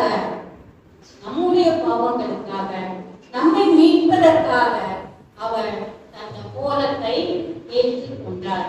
53:6 கர்த்தரோ நாம் எல்லாருடைய அக்கிரமங்களை அவர் மேல் விழச் செய்தார். அதனால்தான் பாவியாக தோன்றுகின்றார். இதா அவரை விட்டு விலகி போய்விட்டார். பாவி என்று விலகி போய்விட்டார். இது ஆரம்பத்தில் ஆதியாகமத்தில் பார்க்கும் பொழுது தேவன் தன்னுடைய சாயலாக மனுஷரை படைத்தார். அவர் எவ்வளவு நினைத்தாரோ திட்டங்கள் போட்டாரோ, ஆனால் அவர் சாப்பிடாதே என்று சொன்னாங்க. அந்த கனியை சாப்பிட்டதனால் பாவம் பாவம் மட்டுமல்ல, அதை தொடர்ந்து தேவனிட்ட சாபமும் வந்தது. இந்த சாபம் பாவம் இது எடுக்கப்பட வேண்டுமானால், மீட்கப்பட வேண்டுமானால் கண்டிப்பாக அதற்கு தேவை ரத்தம் சிந்துதல். ரத்தம் சிந்துதல் இல்லாமல் மன்னிப்பு உண்டாகாது. தேவனை அவர்கள் அத்தியிலை கட்டி அவர்கள் திருந்தரை பார்த்து ஒரு மிருகத்தை அடித்து அதனுடைய தோலை உடையாக்கி ஆதாமுக்கும் ஏவாளுக்கும் போகிறார். அப்ப ரத்தம் சிந்துதல் இல்லாவிட்டால் என்ன கிடையாது? பாவம் மன்னிப்பு கிடையாது. அதனால் நான் இயேசுவே பாவமாக மாறினான். முதல் வருகை இது. ஏனென்றால் முதல் வருகையிலே பிதாவானவர் தன்னுடைய ஏக புத்திரனை நமக்காக அனுப்புகிறார். வேதம் என்பது பிதாவின் திட்டப்படி எழுதப்பட்ட எழுத்து வடிவம். பிதாவின் திட்டப்படி எழுதப்பட்ட எழுத்து வடிவம். யோவான் 3:16 தேவனுடைய திட்டம் தெரியும். தேவன் தம்முடைய ஒரே பேரான குமாரனை விசுவாசிக்கிறவன் எவனோ அவன் கெட்டு போகாமல் நித்திய ஜீவனை அடையும்படிக்கு அவரை தந்தவரை இவ்வளவாய் உலகத்தில் அன்பு கொண்டார். பாவம் வந்துச்சு, பாவத்திலிருந்து மீட்கப்படணும், பாவத்திலிருந்து ரட்சிக்கப்படணும், அடுத்து நித்திய ஜீவன் அவருக்கு தரப்படணுங்கிறதுக்காக பிதாவே தன்னுடைய குமாரனை உலகத்துக்கு அனுப்புகின்றார். அவரும் மனிதர் படுகின்ற பாடாக அனைத்து பாடுகளையும் அவர் பட்டார் என்பதை கண்கூடாக தெரிகிறது. நான் சொல்லியது உண்மையான சம்பவம் என்பதை காட்டுவதற்கு ஒவ்வொரு கிறிஸ்தவ நாடுகளிலும் அதற்கான ஆதாரங்கள் இருக்கின்றன. இயேசுவை சிலுவையில் இருந்து இறக்கி சுற்றி அந்த 147 அடி நீளமுள்ள கத்தி இன்னும் இத்தாலியின் குடிநீர் எடுத்து கண்ணாடி குட்டிக்கு வைக்கப்பட்டிருக்கிறது. இப்படி கிறிஸ்தவ நாடுகள் எல்லாவற்றிலுமே இயேசு சிலுவையில் அறையப்பட்ட அடையாளங்கள் காணப்படுகிறது. எனவே இது உண்மையில் நடந்த சம்பவம். நமக்காக அவர் தன்னையே அர்ப்பணித்த ஒரு சம்பவமாகும். அடுத்து பிதாவின் சித்தம் செய்வதுதான் தன்னுடைய தலையாய கடமை என்று சொல்கிறார். பிதா தன்னுடைய குமாரனை அடிக்கப்படுவதற்காக அனுப்புகிறார். ஆனால் அவரோ என்ன செய்கிறாரு? பிதாவின் சித்தம் செய்வதை என்னுடைய போஜனமாய் இருக்கிறது என்று கூறுகின்றார். அதே போல கடைசி நேரத்தில் யோவான் 4:34 இயேசு, நான் என்னை அனுப்பினவருடைய சித்தத்தின்படி செய்து அவருடைய கிரியையை முடிப்பதே என்னுடைய போஜனமாய் இருக்கிறது என்று கூறுகிறார். மத்தேயு 26:39 இயேசு சற்று அப்புறம் போய் முகம் குப்புற விழுந்து, என் பிதாவே, இந்த பாத்திரம் என்னை விட்டு நீங்க போடுமானால் நீங்கும்படி செய்யும். ஆகிலும் என் சித்தத்தின்படி அல்ல, உங்களுடைய சித்தத்தின்படி ஆக கடவுளே என்று ஜெபம் பண்ணினார். மத்தேயு 26:55 பார்க்கிறோம். வேத வாக்கியங்கள் நிறைவேறுவது அவர் அமைதி காத்தார் என்று கூறப்படுகிறது. யோவான் 10:17-18 நான் என் ஜீவனை மறுபடியும் அடைந்து கொள்ளும்படி அதை கொடுக்கிறபடியால் பிதா என்னில் அன்பாய் இருக்கிறார். ஒருவனும் அதை என்னிடத்தில் இருந்து எடுத்துக்கொள்ள மாட்டான். நானே அதை கொடுக்கிறேன். அதை கொடுக்கவும் எனக்கு அதிகாரம் உண்டு, அதை மறுபடியும் எடுத்துக்கொள்ளவும் எனக்கு அதிகாரம் உண்டு. இந்த கட்டளையை என் பிதாவிடத்தில் பெற்றுக்கொண்டேன் என்று கூறுகிறார். அதுபோலவே அவர் தன்னுடைய ஜீவனை தேவனிடம் பெற்றுக்கொண்டு மரித்தேன், ஆனால் சதா காலங்களிலும் உயிரோடு இருக்கிறேன் என்று வெளிப்படுத்தல் 1:17 சொல்லுகிறார். அவருடைய ஜீவனை தேவனிடம் ஒப்படைத்தார். மீண்டும் அதை பெற்றுக்கொண்டு அவர் உயிர் எழுந்தார். மரணத்துக்கும் பாதாளத்துக்கும் உரிய திறவுகோல்களை உடையவராய் இருந்தார். அவர் உயிரோடு சீசர்களோடு இருந்த பொழுது, நான் சொல்லுவது நல்லது, என்னுடைய பிதாவின் வீட்டில் அநேக வீடுகள் உண்டு, ஆனாலும் நான் உங்களுக்கு ஒரு ஸ்தலத்தை ஏற்படுத்திவிட்டு நான் வந்து நானே உங்களை அழைத்து செல்லுகிறேன் என்று சொல்லுகிறார். இப்பொழுதும் தேவனுடைய இயேசுவின் முதல் வருகை முடிந்தது. இனி அடுத்து தொடர வேண்டியது அவருடைய 2ஆம் வருகை தான். 2ஆம் வருகையிலும் நாம் முதலில் பார்க்கின்றோம் ரகசிய வருகை, பகிரங்க வருகை என்று 2 பார்க்கின்றோம். ஏன் நம்மை ஆண்டவர் ரகசிய வருகைக்கு ஒப்புக் கொடுக்கிறார் என்றால், அடுத்து அந்தி கிறிஸ்துவனுடைய கொடுங்கோல் ஆட்சி வருகிறது 7 ஆண்டுகள். அதில் எப்படி என்றால் 3 ஆண்டுகள் மிகவும் உபவத்தின் காலம், அடுத்த 3 ஆண்டு மகா உபவத்தின் காலம். இந்த 7 வருடங்களுக்கு நம்மை தப்பித்துக் கொள்வதற்காகத்தான், ஆண்டவர் நம்மளை காப்பதற்காகத்தான் மறுபடியுமாய் இப்பொழுது ரகசிய வருகையில் வருகிறேன் என்றார். அப்பொழுது வானத்தை தெரிவார், எக்கால சத்தம் ஒலிக்கும், ஆனால் தரைக்கு அவர் என்ன செய்ய மாட்டார், பூமிக்கு வரமாட்டார். இது 2வது வருகை. நமக்காக ஜீவனை விட்ட தேவன் இப்பொழுது ரகசிய வருகையில் நமக்காக 2வது வருகை வருகின்றார்.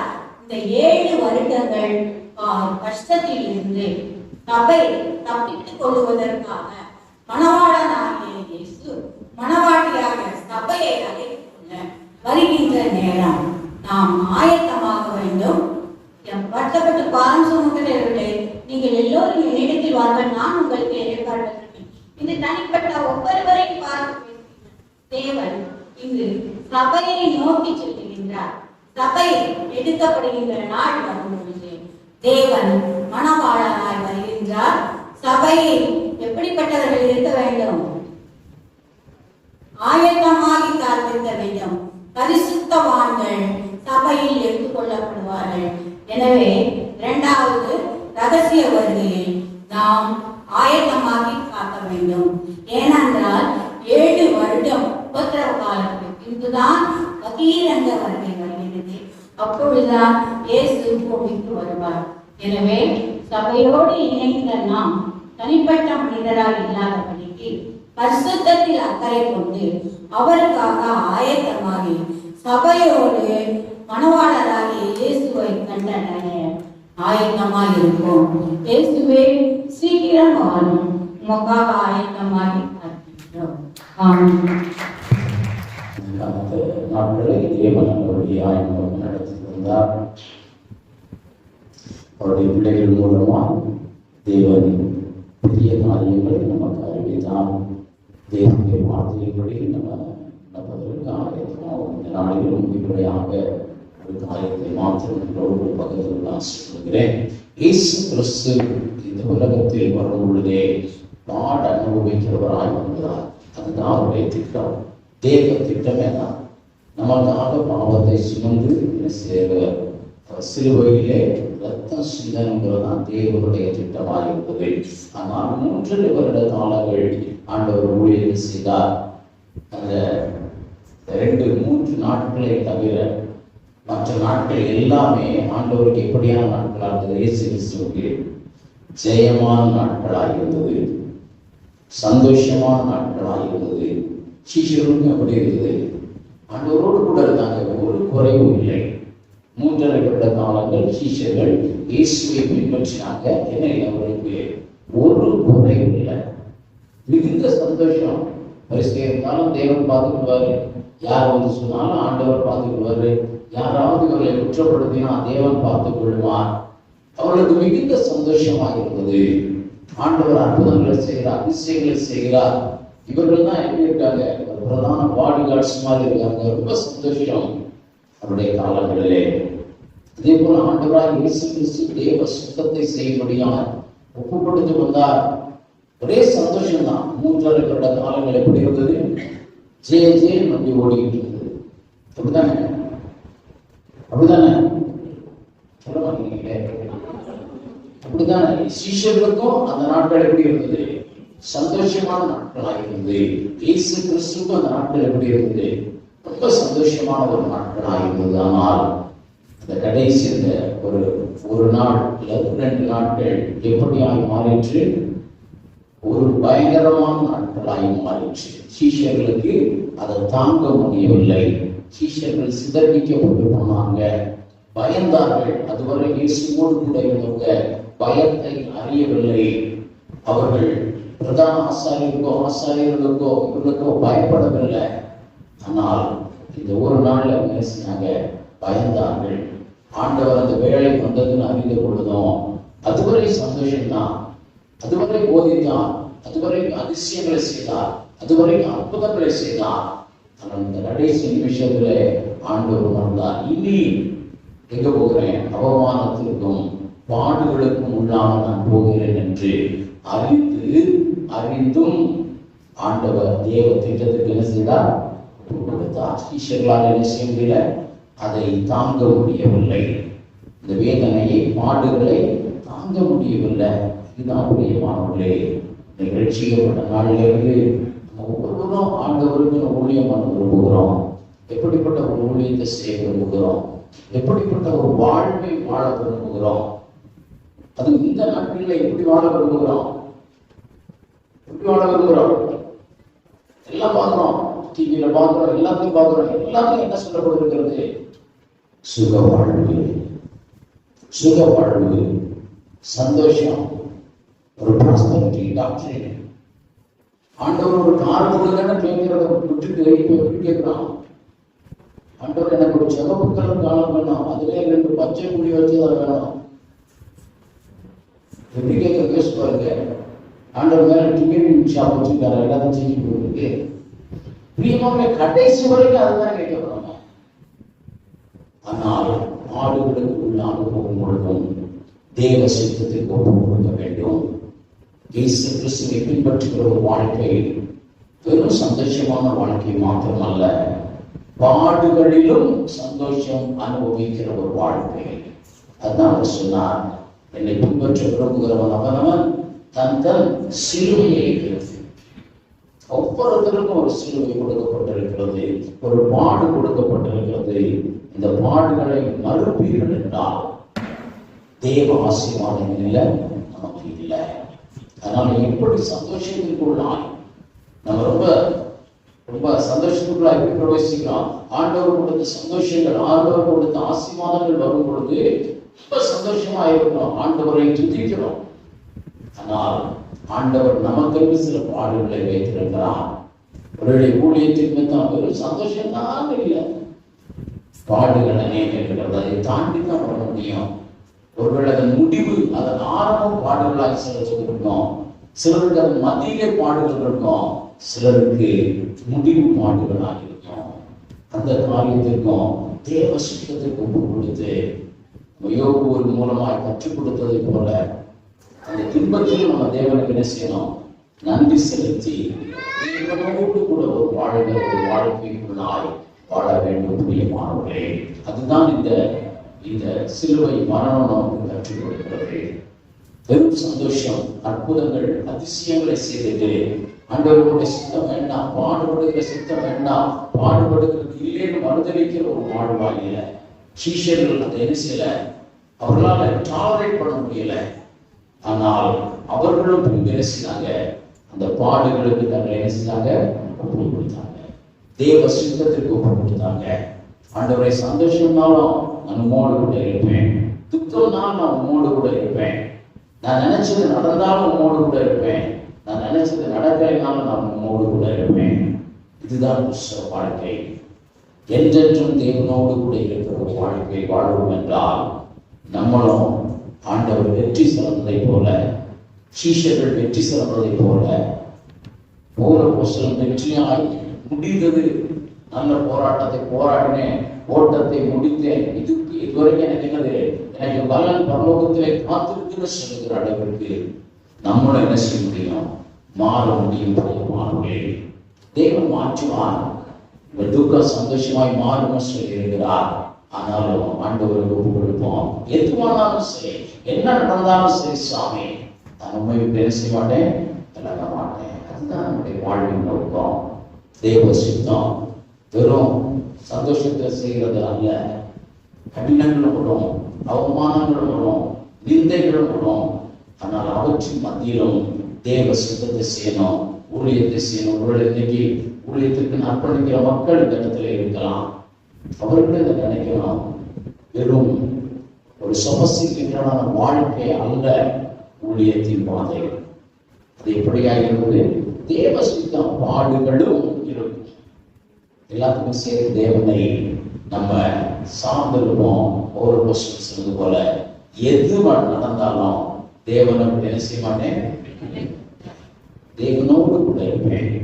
அதுதான் தேவன் விரும்புகிற ஒரு வாழ்க்கை.